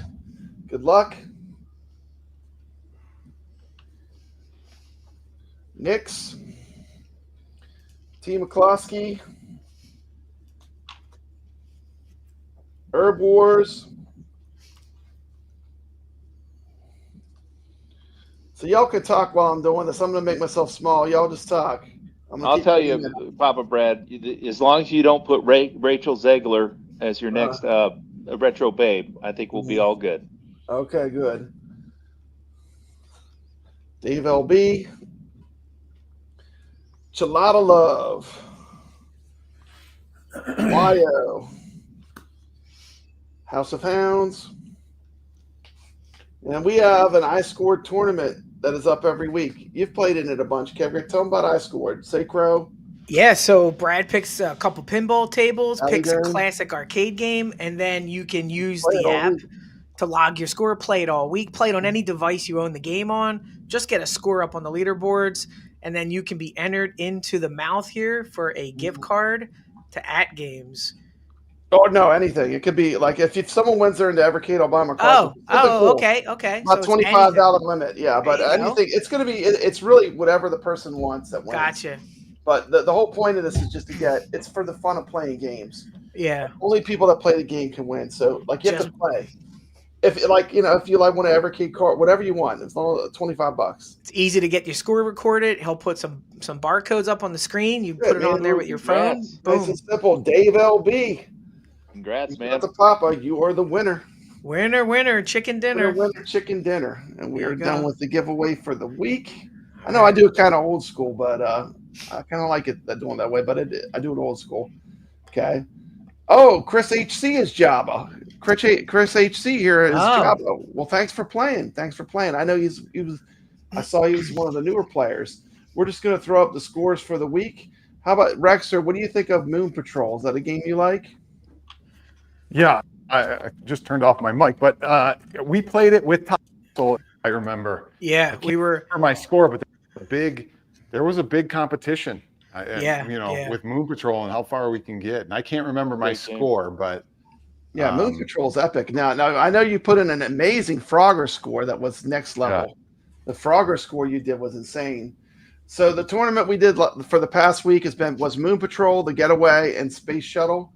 I'm just going to put up our scores real quick so we can see all of the friends that played. We have Nick's Reviews actually won Moon Patrol. Congratulations, Nick's. And then second place was Sacro. I think I was third. House of Hounds, Game Freak, Herb Wars, Video Game Vegas. High score from that. If you guys can hear me. I had to go down and look at my high score. 100,140 was my score. 101? 140,000. 106. 106. Okay, and then we played some the Getaway. We had House of Hounds was the winner for that. Nick's Reviews, YO, Chilada Love, Retro Tech X, Valley Dern, Dave LB, Blue Juice Miss, Papa Brad, Team McCloskey, Herb Wars. We played a Zaccaria game called Space Shuttle. This was like a classic, almost like a retro pinball, like a solid state pinball. This is more of an old school pinball. Dave LB was the winner. Team McCloskey, Chilada Love, Jabba, Herb Wars, YO, Sacro, Papa Brad. New games dropping this week. We got 3 new ones. This week's games will be Donkey Kong. It's on like Donkey Kong. There it is. There it is. DK, we got 2 of the best Donkey Kong players in our tiny community. You're going to be squaring off. We got Medieval Madness, which is a great table. We got the Black Hole, which is a Gottlieb table. Do you like Black Hole Video Game Vegas? Oh, you know it. It was interesting. I was going to ask you if I could, if I do get my New Wave Toys Black Hole before the end of the tournament, can I play on that? Yeah. You play on that. Put in your high score. Yeah, you know that one doesn't play. Yeah. Oh, okay. But I do have. It's coming. I got one coming. Yeah, it's coming before the end of the century. Don't worry. Speaking of New Wave Toys, Video Game Vegas. What are your opinions on this? Oh God. See, that's my big baby. So what the thing is, New Wave Toys. I remember when I first saw this at a movie theater, and I was just blown away by it, and trying to put my hand in to see if I could touch the characters. The game never appealed to me as an actual game, but I just love the technology, and having something like this in a small form is great because I can enjoy the look of it and everything else. I would never buy a 3/4 scale version of this because I know I would never play it because of the gameplay. But just to have something that looks so just like that, because the machine is beautiful. I like it. Although some people call it a washing machine, I actually like the look of it. That looks like a washing machine. Look at that. I do love it though. Well, Play so that you, at Circus. you would be a day one. You would be day one ordering it if is this is not officially official, right? It's just something they're thinking about. They're saying $300, and I definitely will because that's how I actually put more machines in my arcade. Is I buy the smaller versions. I can play. I have enough machines with enough controls. Enough multi-cades, I can play them all. Yeah, so we can play them all. We're at the point we can play it all. If it's from the golden age, we can play it. I mean, it's like you don't need any more machines once you get to a point when you can play them all. Yeah, and so having these smaller machines and being able to have them represented in the arcade and they play and they play in the background, it's just amazing to have all these machines. Okay, and we got Steps Gaming with a $1.99 super chat who's excited for the Tiger Heli port to the 70. I'm very excited. I'm a huge Atari fan, so that's pretty exciting. So new physical cartridge from Atari. Yeah, it's like 5 different ones. They have 5 different ones. I think $30 each. Kind of like their headliner, though. They're doing like Avalanche. They're doing some another like an updated version of Circus Atari, I think. Yeah, it's like Super Circus Atari or something. Super Circus Atari. Yeah, that's pretty cool. So, give you a quick little super chat video.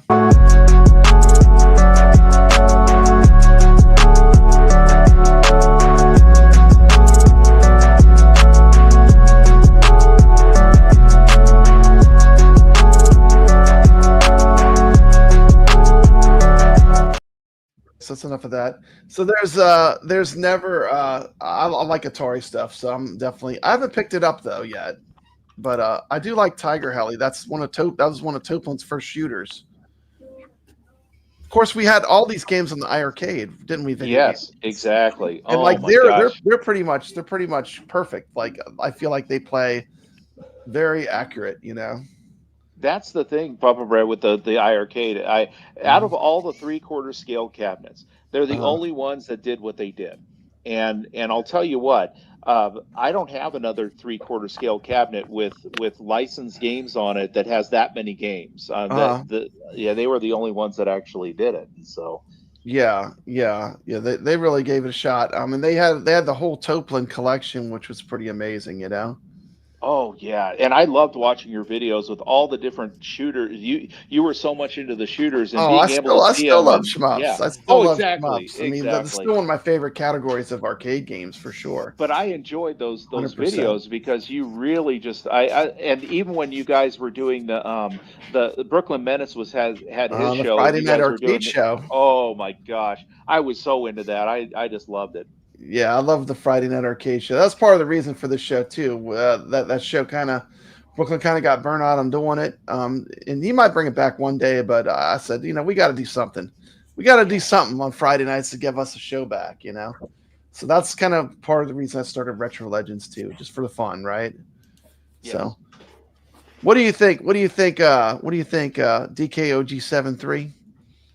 What do you think about Donkey? Tell me all about Donkey Kong. Why Donkey? What does Donkey Kong mean to you? Well, you know, my videos always say the game's never over, and I think the best thing about Donkey Kong is I've been watching a lot of people play. And by the way, before we start, man, props to you, Rexer. 900, anything above, in my opinion, anything above 750, you're absolute beast. The amount of time it takes to learn the nuances of the game. So it's deep. It's a deep game. It's like the more I get, like I started getting better at third elevators, and then all of a sudden Pie Factory became this like massive like challenge for me, you know, and I've learned how to play the game a lot of different ways. And I think that's what makes it, you know, basically a game I think that's going to live on for a very long time, is that, you know, it's got that RNG factor, you know what I mean? It's random. It's random. It's a random event, right? And the game was designed beautifully. So I don't know. After watching King of Kong, Fistful of Quarters, I actually started playing it, and I remember the first time I had broke 100K, I was like so jacked out of my mind, you know? And now it's like if I die before 100K, I'm like, oh my gosh, what's going on, right? Yeah, if I hit 100K, I'm out of my mind. I'm out of my mind. If I get to the 100K, I'll be out of my mind. But it's great to progress to that point, you know? How about you? Would you be happy with 100K, kevgret? Dude, you know, this is one of the hardest games I've ever played. Like, the nuances that these two guys are going to show you how this game works. And like, as soon as you think you're getting good at it, it's a rope-a-dope too. Yeah. So like, if you get good at it, the first few levels seem easy, and then it starts getting hard. Then it's not easy anymore. Once you reach a point, it gets real. It ramps up quick, right? And as far as what he was saying about the RNG, like Rexer, Rexer streams this on Twitch. He'll play a 4-hour game and he'll talk to you and say, that barrel, see, this barrel can do one of 3 things. And I'm like, what are you talking about? He knows specifically what barrel's coming and the branching paths. And he's like, oh, he didn't go there. He should have went there, but he didn't. And it's like, it's not like people say, oh, look how cute this is. This is one of the most intricate programmed games. And until you watch King of Kong, until you watch these guys play it and get to the higher levels, the game is locked. The game is locked, but behind these higher levels. Everything about it. There's point pressing that goes on. There's all kinds of insane. Things it's insane. And these guys are doing safety. But like, if you watch these guys, greed versus safety, absolutely. They'll live on the edge of the barrels. Like they'll go after the barrels as they're coming. And Rexer will do backward jumps, and I'm like, how do you know it's beautiful to watch? Because these guys are top players in the world. It's gonna be fun. It's gonna be fun, and we're gonna have a pair up of Rexer and DKOG73 soon. And just so everybody knows, Rexer is number 63 in the world on the leaderboards. Wow. He's up there with Steve Wiebe. He like what he's able to accomplish. That's why he had Steve Wiebe on, because he respects his game so much. And it's just amazing. Like, we don't understand that we have a player in the community that's world renowned on the leaderboards. It's like it's insane, because this DK community is a tight knit, as you know, DK. It's the same guys. They know each other. They'll help each other. And Rex is part of that community. And he's also on the DK3 world leaderboard and the Donkey Kong Jr. He's on all 3 leaderboards in the world. DK3, by the way, that game. If you think DK is hard, watch him play DK3 for 2 hours straight. Just watch. It's brutal. Absolutely brutal. And Paul Warren says you are the number 2 in single. What's it? Why, Paul? Why? Is it single strike bowling? Yes. So Rex is number 1 in our knit community. I got to get back on the horse. Okay, you hear Rexer? There he is. Yeah, I'm back. You guys got me. Right. Yeah, I was here. I don't know. You kicked me off the stream. I'm like, what's going on? Oh, I thought you said you went away. I'm sorry. I saw the screen was red. I couldn't tell if you were here or not. I thought, okay. I'm multitasking. You're multitasking. I'm sorry. Now that we glazed backstage. Now that we glazed these guys, let's see their skills. Let's go. We're gonna see their skills. I just want to tell one quick. Do you have a Donkey Kong story, Video Game Vegas? We heard DKOG, a little bit of his history with Donkey. Do you have a Donkey Kong story? Video Game Vegas? Yes. It was such an iconic game when I was growing up, and the one of the when people talk about, well, which 3/4 scale machines you want, I had to, of course, go to Game Room Solutions and Arcade Mod Up and get my Donkey Kong, my 3/4 scale Donkey Kong. But I remember when I first got to see DK3, and it was in a Christian summer camp. And they had it in a little area with the food hall. And so me and a couple of my friends, we snuck away to play DK3. We got so in trouble, and they made us really pray they pretty much made it a sin, but we didn't care. DK3 and all the Donkey Kong games have such character. Before Metal Slug and before all these games where they had characters with all these expressions, you had Donkey Kong, DK Jr., and Donkey Kong 3, and so that's the holy trilogy, along with a 4th, which is Popeye. I remember when Donkey Kong came out, and I'm just going to tell one little story about Donkey Kong. I was still a kid, believe it or not, And when Donkey Kong came out, they had a pizza place, and they had this row of machines. They had Berserk, they had Donkey Kong, they had Galaxian, and they had Defender. And that was their row of machines, all in a row. And let me tell you what, in the 80s, that made me a fan for life. You know, just sneaking to that pizza shop and playing those games. They just had a little row of them all lined up, and those are still games that I love to this day. Best place to play video games. Are we ready to get it on? Are we yeah. ready? Are we ready to get our Donkey Kong? It's on like Donkey Kong. Are we ready? Yeah. Brad, let me tell everybody what I got going here, so they know. I just want to preface it. So I'm playing on the Mister today. I'm not playing on my regular one. Okay, this is the Mister. Can't get more accurate for emulation than this. Okay. But the reason I'm doing it, number one, Brad, is because I may need to pause. Okay, which I hate doing, but yeah, that's fine. You can pause. Fine. You can pause in Mister. I can't pause on my real Donkey Kong. I think you can pause as well. DKOG73. Go ahead. You can pause also if you wanted to, right? Because you're playing on a multi. Yeah, I can. I'm not sure which version of MAME I'm on. I was. I just it doesn't really matter. This is just right now. But, okay, so I'm gonna set you two side by side, and y'all can just start. So I'm gonna set it up. All right. Let me make y'all side by side. Hold on. I'm gonna kick us off. Now, does everybody know that? How do I remove myself? You both of us could die in the first round, in the first screen, and it's not our fault. Just so you know. Okay. And I normally don't play on this machine, so when I get to level 4, it's going to be a little difficult to get used to the. Do this. I think I'll remove it. And I probably will just run boards. I'm not going to point press. I'll show you guys a little bit of, thing, but.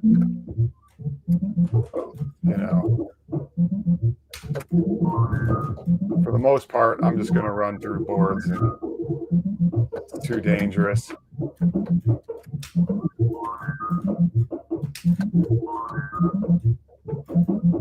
See, look at already. Oh, see, right there.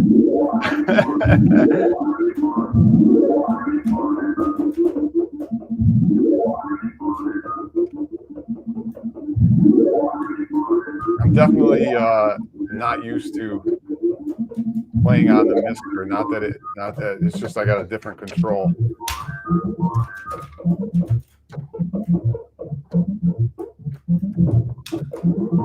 That's all right. We'll get used to it.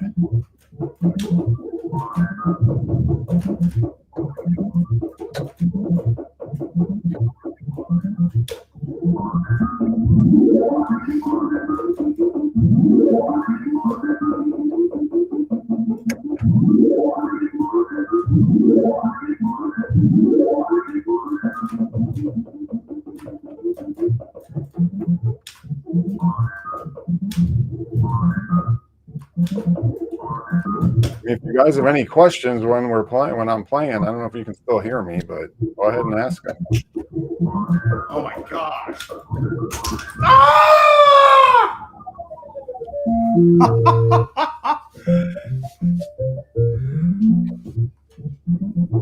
Can you guys hear me, Brad?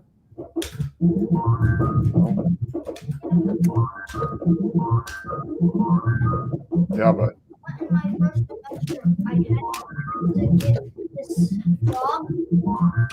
frog from the shed. So I had a torch and my cat. So I had the torch. Oh yeah, did the torch work? Yeah, and look what I could do, Dad. It blows it up. Nice.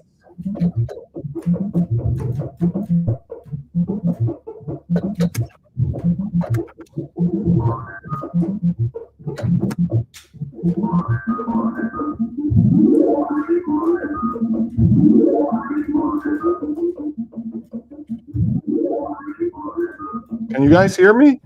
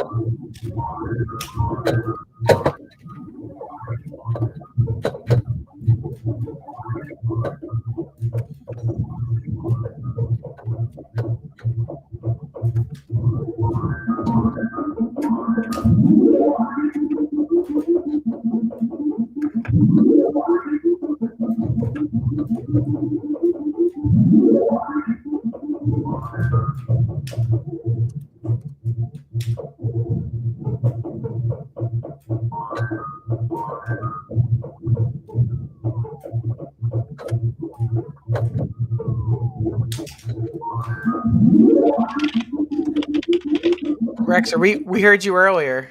If you were talking. Can you hear me now? Yeah. We can hear you. Okay. I was just wondering what. We were backstage, so we couldn't talk to you.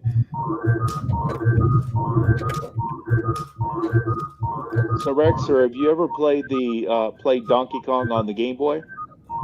Oh, never played it on the Game Boy. Yeah, I guess it has 150 levels. It has the first 4 levels, and then has an additional 140 some levels. So we both died pretty early, eh? Rexer's like, yeah, we can lose a That was guy. just the warm up. Yeah, well, Keep going. it happens.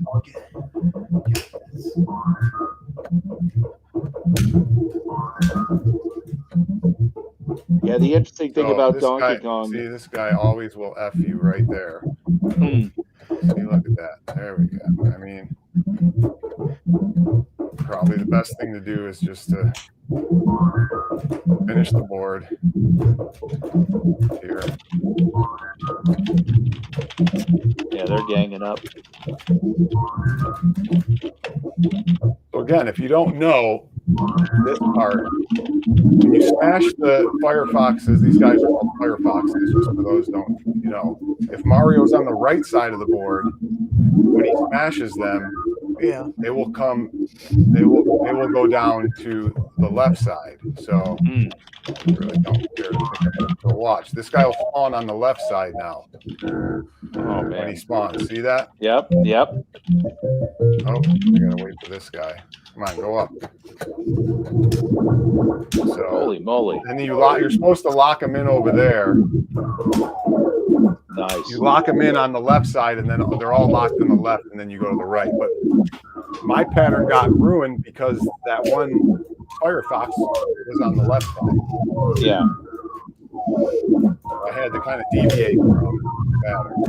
Okay, now level 3 is actually the hardest level in the game. I know it doesn't sound right, but it has the most randomization in Donkey Kong. This is where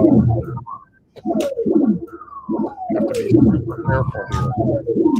And sometimes there's just nothing you can do. If he throws a random barrel there, you just can't do anything. Watching some high-level Donkey Kong play. Are they sharing some pro tips? We got some pro Yeah. tips. Learning from the best here, Brad. That's right. Yeah, this is awesome. Look at this, man. We've got Another two tip. awesome Crazy. Donkey Kong players.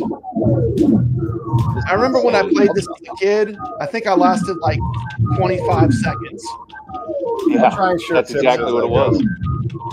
But I immediately knew I loved the game. That's the thing. Immediately I was like, this game is, I got to learn how to play it. It's Here's a tip. You wait on the left till the fireballs spawn. And they all come out on the left side. So you have to wait. No, I'm not. And then you try and go up the right. Okay, Past the elevators over there, but I will in the future. It's a lot tougher to point press that later on in the game.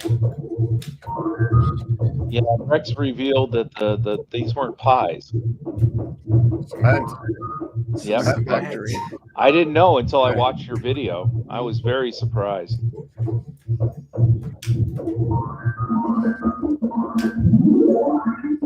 Now, the other thing on this game, the longer you wait, the Firefoxes will spawn to the right. See how they're going to, the fireballs will go to the right. Yeah. You see how they kind of, I guess the word, they eventually go to the right. Huh. Now I'm in a bad situation here because this Yeah, fireball. you got to get up there, and he's camping out. He's getting why- Yeah, he's the sitting there. Why is he Firefox is camping? camping out, right? He's like, This is going to be bad. Can you unless- steer him away, Rexer? Like, how do you get him No. out of there? No. I'm going to have to make a move for it. Hopefully he either goes up or to the right. Yeah, Oh. I'm going to have to go up here. Jeez, this guy's killing me. Gonna run out of time. Yeah. Oh my goodness. Oh my goodness. Oh, Look at this. Yes! did it. Go. Yes. Got Gotta be it. patient. Woo! There you Wow. Gotta be That was patient. go. Look at his intense. bonus. Look at his bonus. Don't Zero. was see that zero. intense. You always have a Zero, little bit of zero. time. That's crazy. That's why he's the best. Tell you this, Donkey Kong is the game that if I get angry at any game that I'm playing, I have all the tables, G-Force guy. Thank you so much, though. You don't need to get me anything. Thank you so much. if I get if the Donkey Kong is my game that if I get mad at any game that I'm playing, I force myself to play a game of Donkey Kong every single time. So then I go real hard at it. We're watching 2 Retro Legends. This is the Retro Legends. You are watching Retro Legends. These guys have been playing Donkey Kong their whole life. Yes. You don't get this kind of skill, putting a quarter in the machine. Yeah. Well, plus, keep in mind that I can sit here for 100 hours a day. I'll never be able to do this, no matter how much time I put into Donkey Kong. If I put enough time in, I could get a lot better. I mean, I got to where I could get the 100,000. Yeah, but like I couldn't get like this. They're gonna watch where they end up. Look at this. Yeah, exactly. Well, I mean, level 4 of the elevators is going to be the difficult part for me because I'm playing it on this particular joystick a little bit different. But once you get to level 4 strength in the sky, this is bad. DK, could you put your volume down a little bit? Maybe we can. No, he's fine. He's fine. He's fine. Okay. Yeah, he's fine. No, this isn't too good of a situation. All the firefighters are at the top. I gotta wait for him to come down. But now I smashed this one. If I don't get over here, I didn't get over fast enough. Okay, I got 2 of them. Now watch, the other one will spawn on the left. You know, I got 2 of them over locked on the left. Mm-hmm. I tell you what, this is sacrilege. But look how good the LCD looks. Yeah, right. It does. It is really sacrilege. But I mean, as far as just like from looking at the game, I mean, look how sharp it is. Yeah. I've never been a absolute CRT guy. I like it if the screen looks good. I'm all about it. Yeah, I mean, so Brad, I'm actually on the Unico right now. That's That's the actual Unico monitor. That is a Unico. Yes. Yep. Yeah. It looks no, faded. it's just my camera sucks and the your camera. Okay. And the lighting sucks. I thought that was a CRT because of the way it looked. I watched the video of Rex building this machine and he had the Look at the Unico in point it. pressing going on. They got some point pressing. Those 100 points. See that? You have to do it. So the point pressing on the rivet board kind of works better on the earlier stages because the timer doesn't go down as fast. Once you get to level 4 rivets, the timer starts going down pretty fast. Oh, there's my. Sorry, that's my timer for the pizza that's cooking. Donkey Kong waits for no pizza. Look how fast those barrels are flying now. Trying to steer them. None of them are steering. This reminds me of being in the arcade, just watching the best people play. The best. I know, this is great, and we got them head to head. I mean, we got them head to head. That's why I started off with just them. Like I kicked us off a little bit. Crappiest start I've had in Donkey Kong in like forever, but it's what that's what makes the game so awesome. And you can have one life. Honestly, like having like 300-400K and not dying. It's such a huge mental it's brutal, right? I'm gonna pause for 1 second, Maybe guys. around a couple times early, just puts my back against the wall, right? It's all good. We pause for 1 second. I'll be right back. Okay. Sounds good.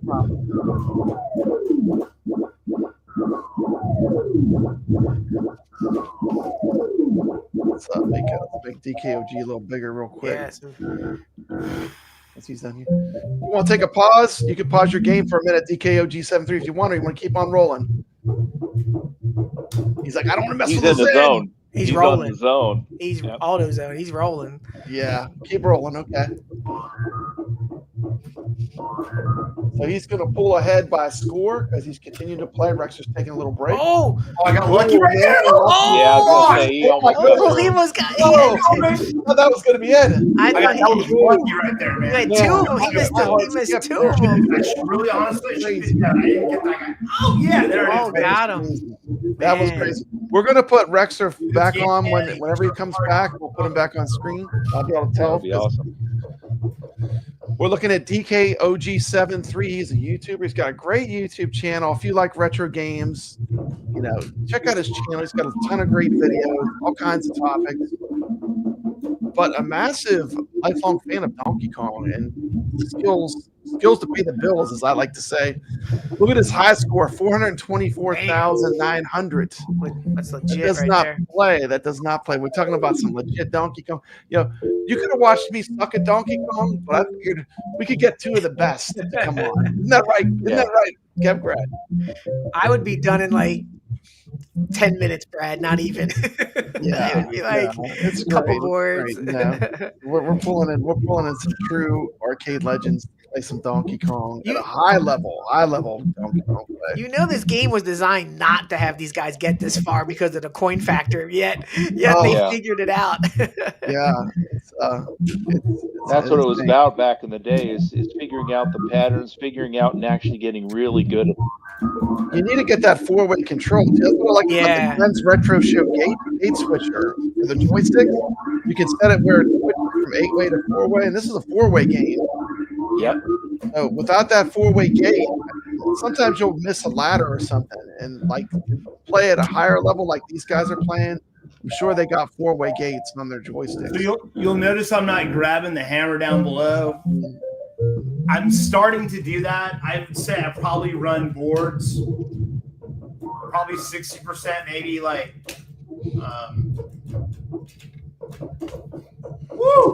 I'm running boards 60%, probably point pressing 40. Guys like the Rexer, I mean, obviously he's probably point pressing probably 90%, 95%. I mean, I've seen his how-to video. It's amazing. If you haven't had a chance, you want to learn how to play Donkey Kong, check out his how-to video. It really is something cool. Oh my gosh! No! Oh my goodness! Go! Oh, yeah. Wow! That was That was awesome. Little rope-a-dope. That was awesome, Man, dude. he was Congrats. literally in the jaws You were of right. death. The jaws of death were closing. That was on like him. 6 different ways to die. That was incredible. That was incredible. And you know what he did? my God. He didn't panic. Like I would have been so panicked. He did I would not have been panic. Dude, that was awesome. He kept his cool, didn't he? He kept his cool. That's the hard part.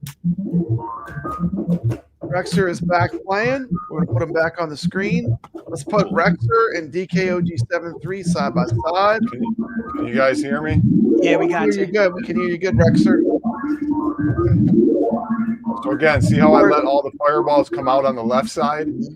Yep. It should give me an opportunity to go up on the right side.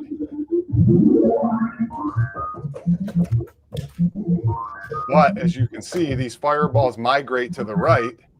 Yes. So Maybe it's an advantage, right? Like not going through that whole psychological like depression of losing a guy, losing your first guy, right? Maybe Yeah. But the game's never over. Until you lose your last guy. 300K, 300K run, why not a 500K? But really, honestly,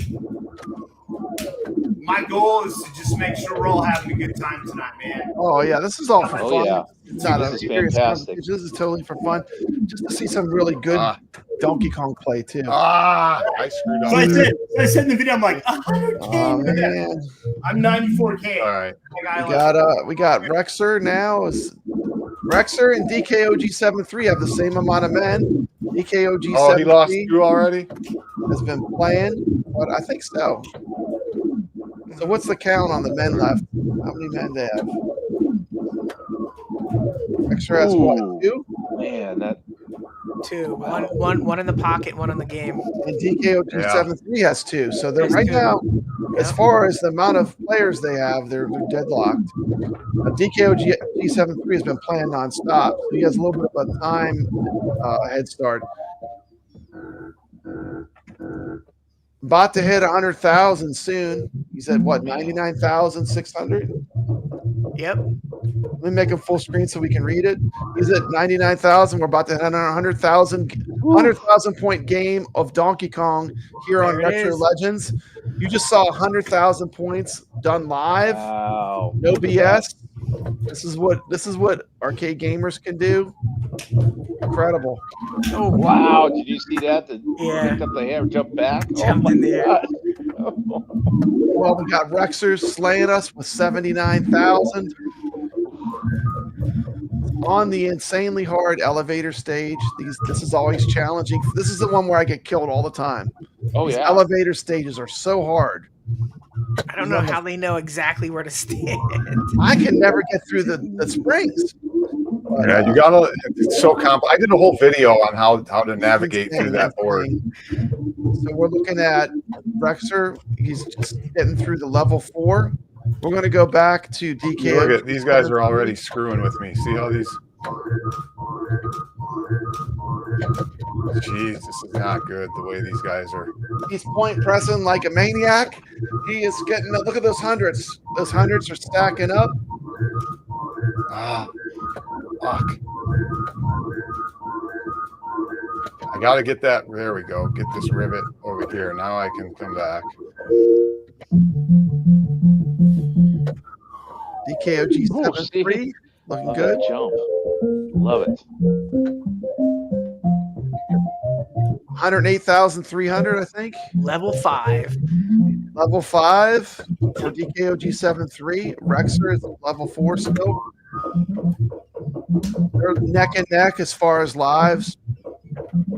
Jeez, not good. These guys are really dicking. They're after you, Rexer. They're after you. They're after Rexer, man. I'm running out of time, too. That's it, man. See, this is the. I heard Rexer was talking about Iconic Arcade. Iconic Arcade's going with Rexer. There we go. Oh, you got it. Oh, look at that. Kept is cool. Kept is calm. No, I'm only doing the screenshot. But is that like? Are there patterns to those fireballs, or they just do what they want? No I don't patterns. know. They do whatever the hell. Random. I can't follow it. It's crazy. It's all random. DKOG73, 116,500. Back in the cement factory.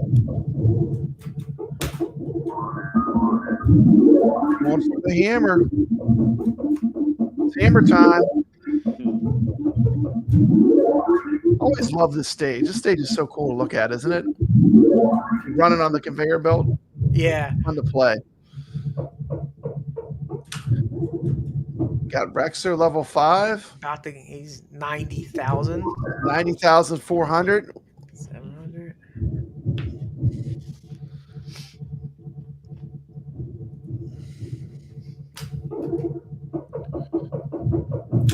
Most of the fireballs congregate in the upper right.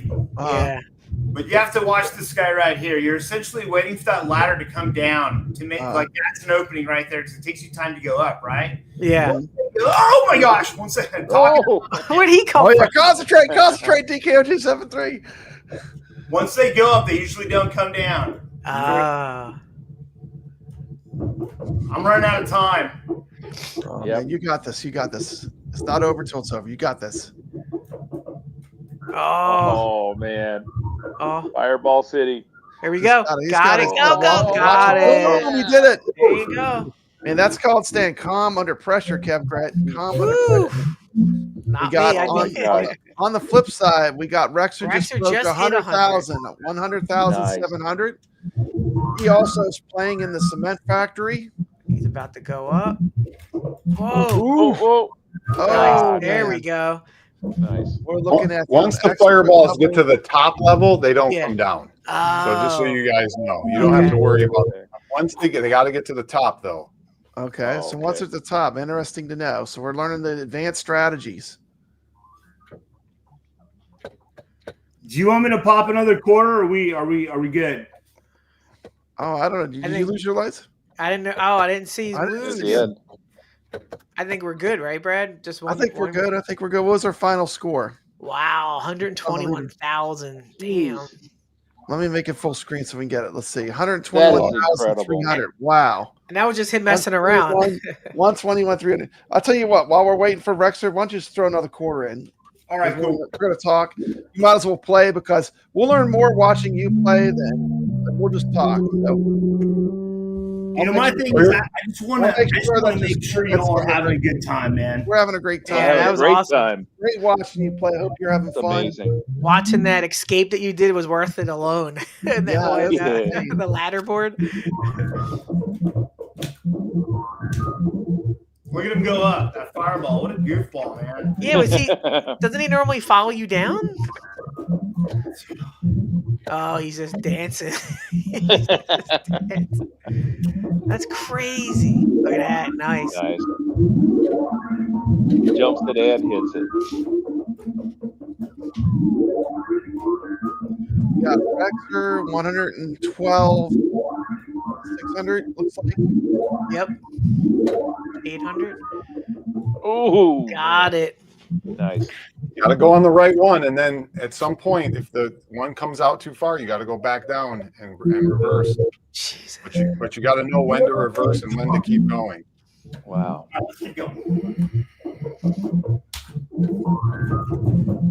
This is like, it's like hypnotic. Yeah. Current score to beat. Let's see. DK got 121, 300. Just leave it on Rexer. See when he gets over the 121. Should be this board right here. Yep, we're just gonna leave it on him. Yep. 118, 500. Beautiful. Look at him hitting all those barrels. Oh, look at Maximize that. You see that diagonal Almost barrel? there. What the hell? There it is. Beautiful. 119, 500. Should be 125. 125. Just go ahead. Well, I haven't gotten an easy rivet board all game, and here they go again. See how that guy's Got Billy hitting all Woods the Mods balls. here. Billy Woods Mods, welcome to the channel. Welcome to the show. Other one's coming. He is a YouTuber. Have you seen any of his videos? Yep. He does, Oh, yeah. He does Look at some fiery at games content, video game Vegas. Fiery! I'm telling you, me and him are on the same page. We really. Yeah. Papa Brad's not afraid. I bring all the at games haters on my channel all the time.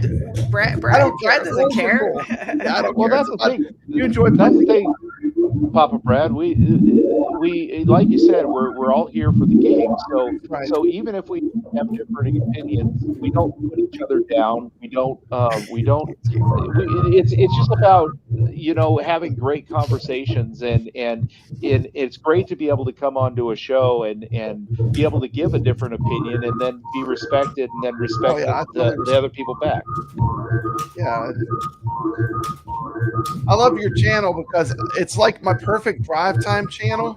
Because your videos, like, there's nothing I have to watch. Yeah, It's exactly. very- Just listen for an hour. I can just listen to you talk for an hour or two. You know? Yeah, And it's about the script and not the videography. There's Yeah, is there right. any way to turn off autofocus? Because you see how it goes in and out on my camera? It has Yeah. been going in and out. Yes. Video game. I'm the opposite. I just put the mic on. I have some thoughts in my head, and I just go. I don't have time to script. As long as you're great with your scripts, but me, I don't have. I can't. I just gotta go. Well, and that's the thing that's nice about it, kevgret. Some people can have talk stuff that sound really, really well. Yeah. But that's great. And that's why I enjoy watching your content.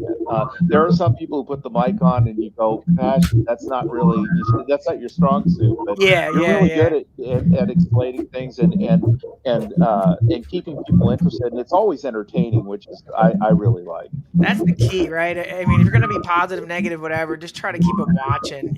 Yes. And, yes. and I'm trying to get better at that. So that's why I did that little skit in the beginning of the pinball where I focused on the worm. Oh, I loved it. What in the hell is even that? I Hey, man, I'm just here for the retro babes. And then Brad That's brings my the babes. favorite segment. I gotta check. I'm gonna pull up. Let's see if it's gonna continue. Rexer's up to 141. My poll did. 150. Look at this. Man, that's awesome. Thought I put a poll, maybe I didn't. Oh yes, I did put a poll up. Okay, let's see. Yes, you did. Oh, you did? Did I vote? Barely. Okay, I'm gonna put it up. I'm gonna put up where we now. Yeah, we said yes. Yes. Would Retro Legends continue having a Retro Babe segment? 61% said yes. Who would say no to that? Oh. Yeah, and I like what Billy Woods Mod says there. He says I'm not a hater. I just like to hold their feet to the fire, and that's exactly the way that I was with Arcades. If you watch First the elevators, review, I was after like the first two games I've had, man, I'm Look just at like everything's safe. Look at that. He died exactly at 150,000. That's Wow. crazy. Yeah, I got one more guy. One more guy. Finish it How up. long I can go? Yeah. Yeah, I Man, think that if I you haven't played in so long, this game will get you, man. But it Yeah, I makes me think want that to if just you- play more. I think that that if you speak from, you're basically just speaking your mind. You know, you don't have an agenda and everything else. Yeah. People will see that, and the thing is that it's incredibly easy just to hate on something and just be and just rack up views and that kind of thing. But if you basically just tell it like it is, I hate when people say I call it down the middle, or when people say that, because What do you think? Come on now, you know, it just say what you mean, and it'll all fall into place. Yeah. 100%. You mean you don't like when people say in their channel, "What do you think?" I'm not going to tell you what I think. What do you think? Well, and that's the thing with my videos. You'll never hear me ask or even put questions up there, because I want people to comment if they want to, but I'm not asking for comments. Yeah. And so that's what makes it so so sick of hearing the same things over and over again, where it's like everybody's reading off of the script saying like, subscribe, and comment, and all that kind of stuff. So. Yeah, well, I mean, and like and subscribe and comment, please. This video. Yeah. Dude, It's just, look at any one of my videos. I never say it. It's like, I don't either. I don't care. I don't care. It's like, say it and I know they say on YouTube you have to say it because they'll do it. It's like, I don't care. Yeah. You know, and if I see you know what, you've got the best non-monetized YouTube channel that's out there. I mean, you know what else kevgret. You know what else I try to do, Brad? I try not to have thumbnails where people are like this. Oh, you know, every thumbnail you have doesn't just say "awesome" with your face on it. From a 1997 college photo. I'm not the most photo. I have two photos I use. It's one or the other. Exactly. You get the side, or you get the one without. That's it. I don't have the any one more that photos. I hate. That's more than enough. Ready? The one I hate is when they look like a blow-up doll, where they have their mouth open like they're a blow-up doll. like look, Zen VR Pinball. I know. It kills me. It's like, grown men. About video games, or is this an adult content? It's like grown men. They're like I wouldn't even do that if I was in the hospital room if my wife gave birth. You know what I mean? Yeah. It's like they're so surprised that a game is good. No, don't do it, Rainwater. Guys, what do you think? People want to put their faces on thumbnails? Let me know in the comments below. Well, they say they get more views, but the thing is, I mean, everybody's doing it. It's not very original, I guess. Yeah. But if it works for the person, I guess that's fine. I do it a little different. But every video can't be that shocking to them because that means they haven't gotten out in the world. And it's like it's the same font of awesome every time. It's like awesome just works. The YouTube algorithm loves the word awesome, but it doesn't make the video better. Kev, can you hear me? Yeah, we can hear you. We can hear you. Remember when Cool Toy said, "I'll never put my face on a video like these guys." Yeah. And sure enough, that's all he's doing it because the algorithm would help. Algorithm loves it. Yeah, algorithm loves it. You know. Hey, but I just put a video out without a picture, and I got okay views. I mean, some get through, you know. Yeah, I got videos with 85,000 views. Yeah, exactly. The shills won't admit it. My retro game videos in the background steadily get views nonstop. So I'll tell you with me, and it's the weird. Some people think it's weird, but I just look for one view. That's what I do. I want it to at least share with one person. If I get more than one view, I'm fine. It's all gravy. But I just want to share with one person, and it's nice to be able to see that each one of my videos has had at least one view. So that's nice for me. It's because we're doing it for the hobby and not for the money. Exactly. Not for the money. Exactly. Yeah, once it turns into the money, it's a business. Once it turns into a business, that means there's expectations. Once it becomes a job, it's no longer fun. Exactly. It's like, oh, I agree. I got to review these guns that I'm never going to play more than the 10 minutes I have to make the video for. Okay. Yeah. What do you think of these guns down below? And there's the video. Oh, man. I mean, is it a coincidence that in the last couple days there's been 10 videos about guns, these new wireless guns? It's like come on, guys. We see it. I definitely like the technology of not being able to have something wired. I don't know if I would go to them. I'm kind of happy with my gun setup. Yeah, exactly. Exactly. Once you have your setup dialed in, it's like, why would you buy that? Oh yeah, that's the thing, KevGret. I did finish my project with the time crisis. It cost me about a little over $50, but it's not an arcade 1-up. It's just a cabinet with a bunch of games on it, using the Buy Stuff arcades, including their 6-button joystick with the quality stick and buttons. I actually like Brooklyn's thumbnail. He has like a little character of himself. That's cool. And he just puts the same. Nice. Yeah, Rex is about to cross the 200,000. I don't want to jinx him, but he's on fire. Yeah. I mean, I watched him get up to 800, and I'm like nervous for him watching him. It's insane. Like you don't even want to watch. You don't want to jinx him when he gets that high.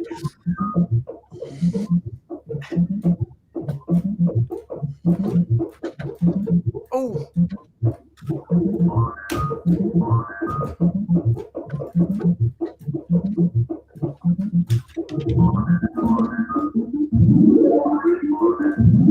About to cross over to 200,000. There he goes. This is insane. It's going to happen. Well, 200,000 points. 80% of a million. Look at that. That's crazy. Yeah, I think success is different for everyone, Biggie D. I like that. I like that question. Definitely got to try. What's the secret? And I think it's whatever makes you happy. That's true. Yeah. This is the easiest pie factor I've had all night, right here. I just don't like grifting your viewers and promoting your viewers. That's the only thing. It's dishonesty is what kills me, and that's what kills me. Yeah, and I have unfortunately. I mean, I feel bad because there's some people in the community that I really got into, and I had to unsubscribe from the channel because there was just a video or two where it's just like you're lying. You're actually lying to your fans, and I just can't handle that. Yeah, to me, this isn't a business. This is like just something I do for fun. Yeah. 210 already. Look at this.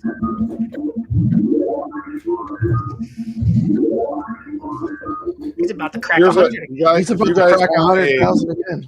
Wait, if you guys want a professional tip, this is the nuances of the game.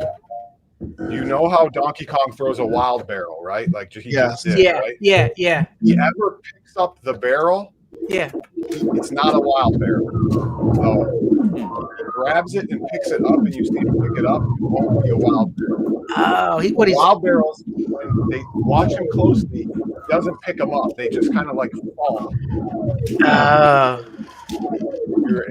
It's just those fractions of seconds that will help you decide whether it's a wild barrel or it's a normal barrel. He doesn't pick them up and hold them if it's a wild barrel. Wow. And you're watching him do that as you play. You have to watch him because you need to know when to go up that ladder. And if it's a wild barrel, you have to freeze and wait to see what it does, right? Wow. When is Michael B streaming his 220,000 point Donkey Kong game? I want to know, Kevgret. Can you tell me? When's Michael B streaming this one? When he gets When a free Arcade code. 1-Up comes out with yeah, exactly. He needs a free Steam code before he can stream anything. Oh, that's right. If you don't get a free code, you can't even talk about it. No. That's right. You got to get the free codes. I don't know how to do YouTube. Only got 35,000. Only got 35,000. Oh, that's awesome. Maybe Biggie D. Maybe Biggie D can teach me. Well, Biggie D's has been officially excommunicated. He's been seen at the enemy's house, at Rexer's house. That was a great surprise. I love that. He's That no was longer nice. allowed anywhere on YouTube property. He is a double agent. He's a secret double agent. He's NWO Biggie now. Biggie D's been on Retro Legends. That was a fun show. 19 Cent Fox cried when he saw him on Rexer's show. 19 Cent Fox. 19 I like Cent that name. Fox didn't understand why are you on Rexer's show? The thing I really like the fact, especially when I first started watching the Rexer show, because I didn't know about Rexer's channel for when I first started in the home arcade community, is the fact that Rexer didn't mind me liking all sorts of different people, even if it was a person he wasn't a fan of. It was really kind of nice to just be able to be friends with whoever I wanted to, and you guys have always treated me really well, and I just appreciate the fact that both sides have been treating me really well, just as when it comes down to just the games, when it comes down to just loving what we love. Where it drives them crazy is when it comes down to YouTube business. Yeah, and if you getting products and stuff like that. That's where that's what makes them go postal. Yeah, when you get the X Arcade just like them, when you get access to Zen tables, they don't like that. When you get the golden ticket from At Games, cutting into their business, Brad, cutting into their money. Yeah, I mean, I don't do anything right, obviously. Yeah.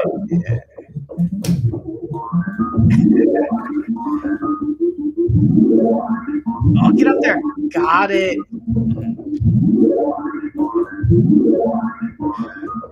Looking at some very high level Donkey Kong play just on the fly. Here's another tip for you guys. Yeah. When you pick up the hammer and are smashing barrels, do not run into the barrel. You have to stop or you can die because the barrel will go underneath your hammer. Oh. So as I walk up, I stop. I pull back on the joystick. Right. Oh well. Oh wow! How do you know that barrel was going there? On level 5, there's only so many variations of wild barrels. Got it. So you know exactly where after level 5 where they're going to go. Yeah, we got another 100,000 plus game. If you really going. want to, you can. He's working on 107,000. Wow. He beat his last score. His last score was what? 212, 600? No, wait. Where's the Rexer's going to keep us on this stream. He's going to get 1 million tonight. I'm waiting. I'm here for the long haul. To be honest, I want to see how far 121,300. 121,300. He's going to get a kill screen live. No, we're not going to get a kill screen. Hey, man, if you can do it, go for it. Rexer's on level 8. Man, those springs are moving so fast I can't even see them. Yeah, that's insane. My break. Yeah, Paul said Rex is closing the arcade down tonight. Oh, see, I needed to go back. You guys jinxed me. Jinxed him. It's all Paul's fault. Jinxed him. I 248. thought that was a fine spring Get to Paul go out of on, the chat. He jinxed us. 248. Get him out. Get him out. Excellent game from Rexer's show. Wow, 250 just Beautiful. about on a Beautiful. throwaway game. Yeah. That's probably I wish I 25 was- of my games. Yeah. I wish I wasn't as rusty, guys. You would have saw a better game. But Hey, that that's game was good amazing. enough for us. That was put me amazing. on the leaderboard in your tournament there. Oh yeah, I'll screenshot it. And Yeah, that's pretty much going to win. Fantastic. yeah, that was incredible. That was Woo! incredible. Wow. Incredible. DK's about to beat his last score. Look. Yeah, let's see if DK can beat his last score. I think it was 121,000. I think he's about to do it. He might just done it. Yep, he's going to. He's already beat it. He's already beat his last score. Let's let him play through this game. Let's see how far he gets. Let's cheer him on. Good sport. We have two great Donkey Kong players coming and showing us some higher level gameplay. Yes. Check out DKOG73's channel. He's got a great channel.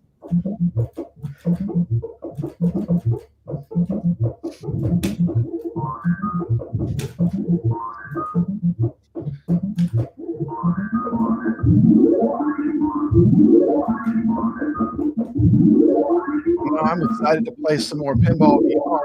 Pretty awesome. Yeah.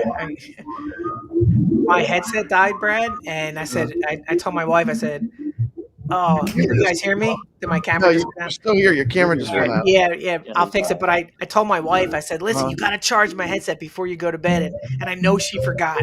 I know that headset's dead when I go downstairs. Well, DKOG73 is answering back. 137,000. All right, there we go. Playing a solid game. You know that top Firefox screwing them from doing the pattern? That's just the randomization of the game. And Mad Ben Hand says, if you don't know who Mad Ben Hand is, he's one of the best at games pinball players. He's usually he's the number 1 player ranked by the IFPA. We have the number 1 at games pinball player here in the world. Which one does he play on? Donkey Kong. Which one does he play on? He has both of them. I don't know, but I know he plays 4K. Okay. He has both. Mad Ben Hand is at the top of almost all the leaderboards. He's absolutely one of the best players. Him and Tomato Grass are 1 and 2 for at games. For all rankings. There's ranks in the world of Donkey Kong leaderboards. Awesome. And this is a game that has a long history, right? Yep. I find it harder to point press past like L4 because honestly, on a PCB, you have no lag and you can actually point press it still. But the seconds to like 100 points you get, it's really close without, unless you're on like a super lag-free environment. I mean, you can get a little bit, like a couple 100 points maybe, but it's not very fun to watch, to be honest. Right. Oh, nice. 145,000. But I never figured out, when you guys point press, you're losing the bonuses you're point pressing. Are you getting more points with the jumps? More points than losing? That's what he's saying, is you have to get 100 points faster and the timer goes down. And after level 4, the timer goes down so fast. Here's what the real math is. If you have 2,000 points left on the timer, right? Let's say you have 2,000 left. You're up there point pressing. You can probably get around 24 or 2,500 after, because you can always get a few after the clock goes down to 0. Oh, you get like 1 or 2 after the clock goes down to 0. So you can gain 400 to 500 points if you're at, say 2,000 on the timer. Yep.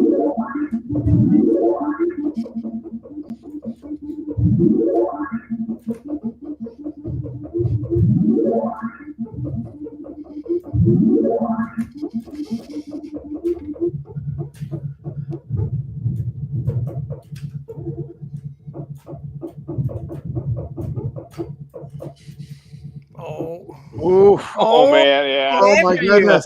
Like, how does he know to come after you like that? That's crazy. I mean, it's all in the code, but he was where you were. It's crazy. Yeah. He's got this. There you go. Get it. Oh, he's got this. Yeah, there it is. Got it. There it is. Yeah, the answering back 157,000. Nice. About to get the bonus. 161,400. Rexer came in with 248,600. DKOG73 second game. It looks like he's playing on a Record Masters. I think so. That's all Suzo Hap, which is amazing. Yeah, he does all kind of cool modding and stuff on the channel. That's random barrels. That ladder. Random barrel. The other ladder, but there you go, man. That's fantastic. That was awesome. 900. Let me type that in so I can put that in our leaderboards for your score. Fantastic game. Dude, you know, it's like playing Donkey Kong, like Rexer said, man. You just never know what you can like get. Donkey Kong. So a little thing there where he was, just so you know, and I don't know if DK knows this, but after level 5 or level 5 and higher, right underneath that hammer is technically a safe spot. Okay, that wild barrel, if he wouldn't have moved to the right, would have missed him to the right.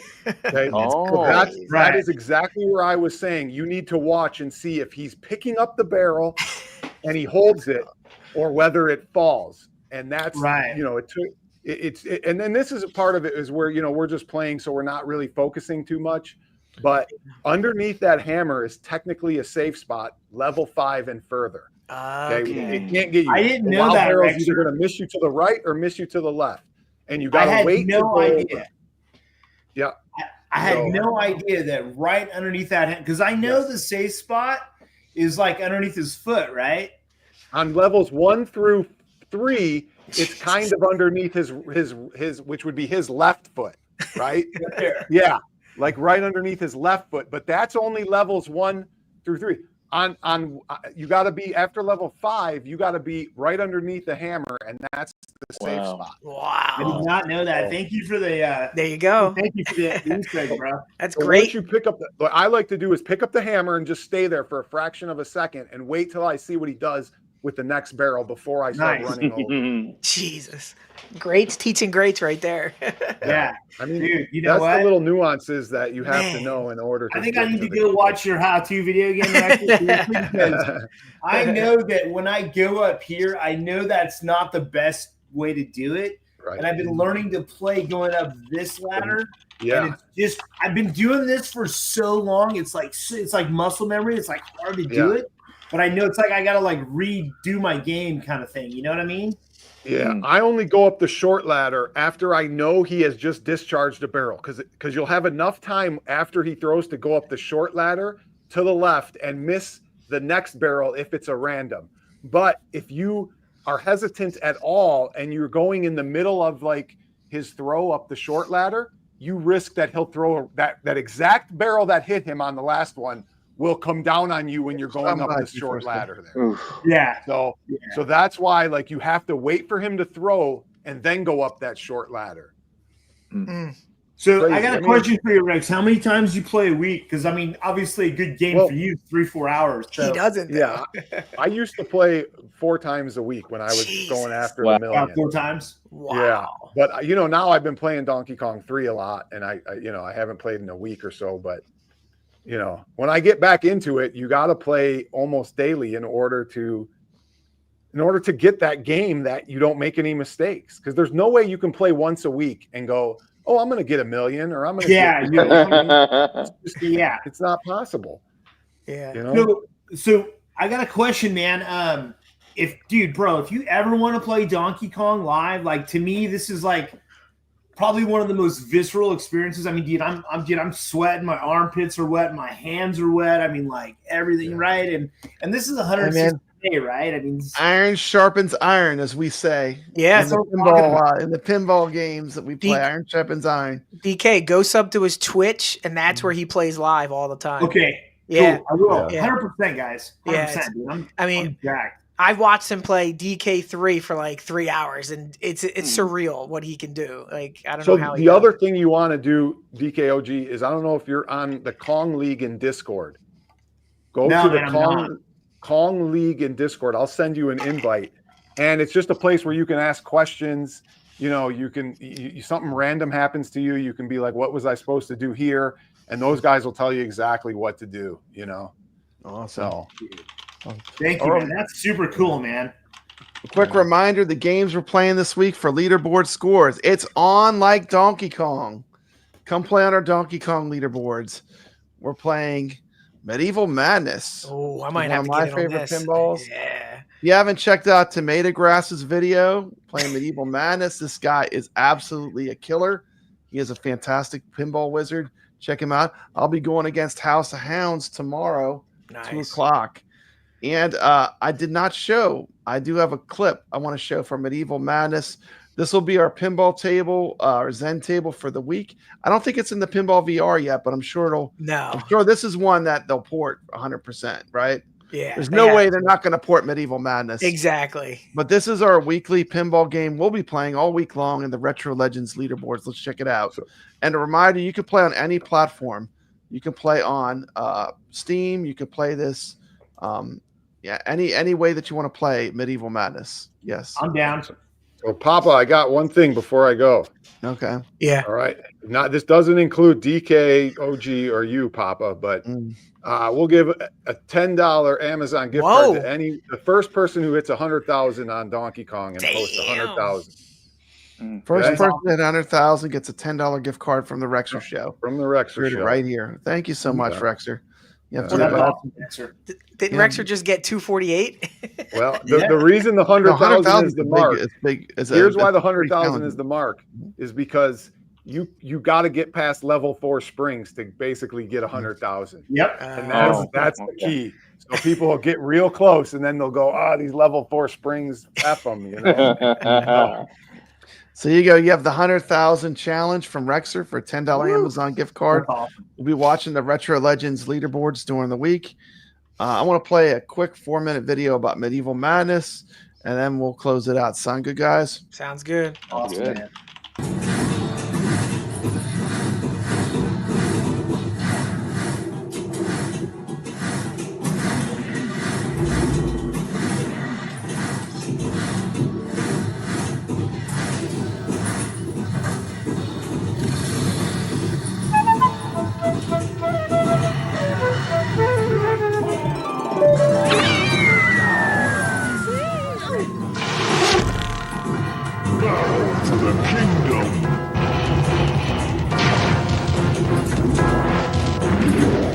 The whole game starts off as a good versus evil thing back in the ancient times. The basic object of the game in playing Medieval Madness is to destroy the King of Pain. He's the evil warrior who's taken over the land, and he's taken over all the castles. Fire! I am the Duke of Bourbon! The King of Pain has 5 evil men that are under his leadership. And each of these guys is kind of a humorous tone. The Duke of Bourbon, who is kind of this drunk guy who you're trying to blow out of the air. There's the Earl of Ego, who's this real pompous guy who you just love to destroy his castle because he's so annoying. I am the Earl of Ego, and I am far superior to you. The one thing that your beginner player, the first thing they'll see is the exploding castle. And this brings a lot of excitement to the game. It keeps people interested. You have to hit the drawbridge, and the drawbridge will come down. And then once that's down, there's a gate inside. And so you got to hit the gate. And once the gate pops up, you can shoot into the castle, and then you see this great show of the castle physically blowing apart on the playfield. Stop it!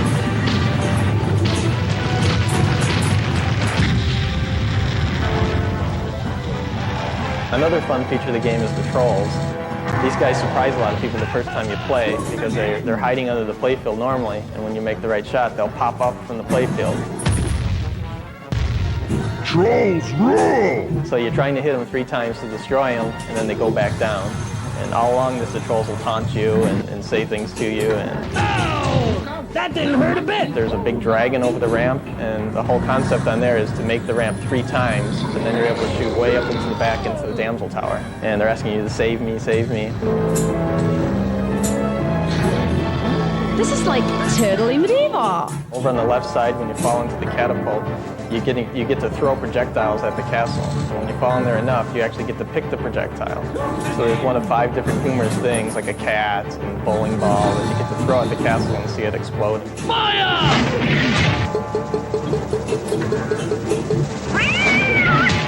People enjoy laughing as they play the game. So if you look closer at the game, you'll see all these little elements, like the cow flying in the back glass, or the troll wearing gym shoes. You know, there's all these humorous, wacky things going on in the kingdom. Attack from Mars was a really strong earning pin last year, and we're showing in our early testing that Medieval Madness is earning even better than Mars.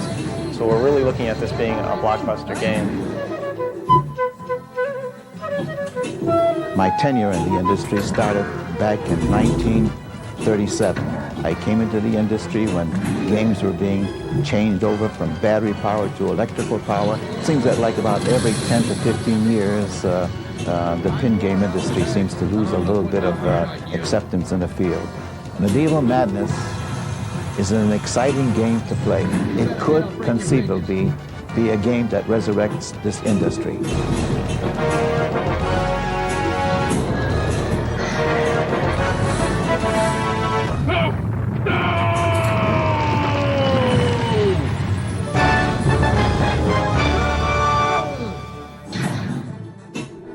Medieval Madness is an absolute masterpiece. This is an S tier table.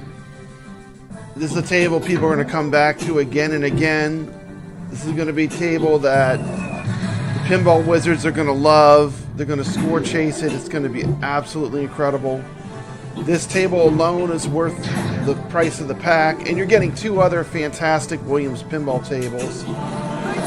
This gets a top recommendation and a full legit certification from Proper Brad. Huge shout out and thank you to At Games who did send me this table pack for the purpose of review. And there you go. There it is. Medieval Madness, playing it all week. So what's everyone got going on? Playing some pinball, dude. I'm fired up, man. Yeah, pinball VR, baby. I'm getting into pinball, man. That's You got me jacked out of my I'm mind, gonna bro. play through some of the ones that are on Zen Pinball VR too for people that have VR, so they can participate as well. Is the pinball Medieval Madness on the Zen? Not yet. VR? Not on the VR yet. Some of the big ones. They have Adam's Family. They have Twilight Zone. I don't think I've done Twilight Zone. I might do Twilight Zone. What do you think of these tables, Rexer? Do you like any of these Williams tables? Like, do you have any favorites? I like them all. You like them all. You like them all. You know, I mean, Medieval Madness, my buddy around the corner had the limited edition or the newer limited edition. Cool.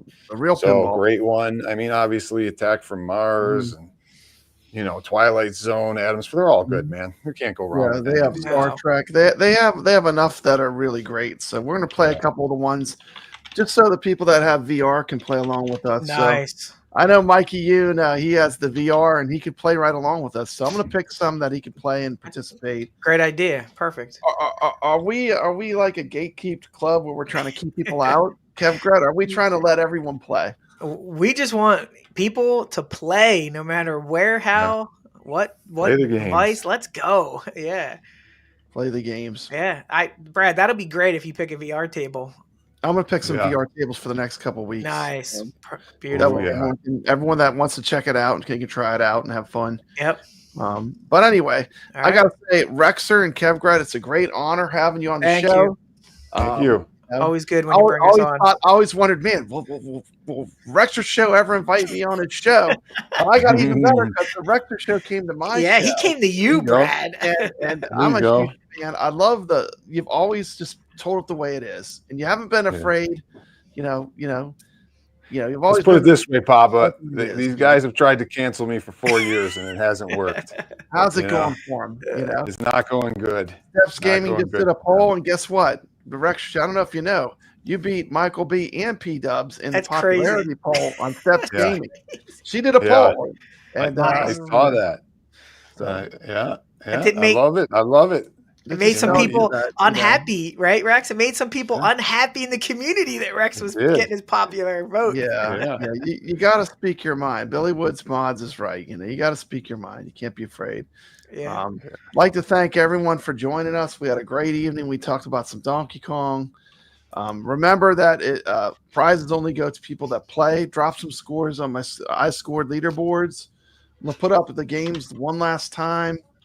But we're looking for people that want to play. These are the 3 games we're playing. Arcade Talk is doing Indiana Jones this week. You want to play some Indiana Jones? That is on Steam and Xbox One, Xbox X, PS4, PS5. But the games we're playing here on Retro Legends, this is our games list for the week. Not that. Not that. That's not the games list. What is? He's got no eyes, but that's glasses. Not the games list. I'm sorry. That's some trash. This is the games list. You can also scan these QR codes. They will take you directly to the iScored leaderboards, which is the same kind of leaderboard system that real arcades use. And we have Donkey Kong, we have Medieval Madness, we have Black Hole running all this week. I look forward to seeing people competing on the leaderboards. And with that, once again, I want to thank Video Game Vegas. It's great having you on the channel. Thank you, Papa Brad. Love being here. A huge thank you also to DKOG73. Be sure to check his YouTube channel out. You want to say something, DKOG73? Glad to have you on here. It's a lot of fun. It's good to be back. And like I said, man, this is a blast, bro. This is a great show, dude. I'm sitting here like, to be honest, I'm like playing DK, but I want to watch the show. You know what I mean? Yeah. So, great show, bro.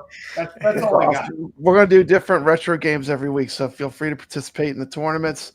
I'm gonna send us out. I think I'm gonna go old school. What do you think I'm gonna pick, kevgret? Oh, I don't know. Well, Papa Brad's a game man. He's got passion in his soul. From pinball tables to Atari, he's always in control. He's a master of retro game and the old school style's his thing. With every flick of the joystick, you can hear the twang ting. Stay legit, Papa Brad, keep the high school living. From the classic arcades to the Atkins pinball board. With the Atari 2600, your love for games will never quit. Stay true yourself, Papa Brad, and always stay legit. He's a lover of the classics, the sound of pixelated beats. Late nights at the arcade with every game to defeat. But he'll keep on pushing till he's reached that final stage. Papa Brad's the gaming legend. His passion never fades.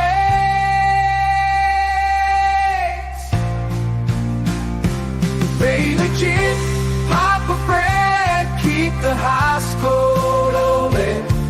From the classic arcades to the At Games pinball board. With the Atari 2600, your love for games will never quit. Stay true yourself, Papa Brad, always stay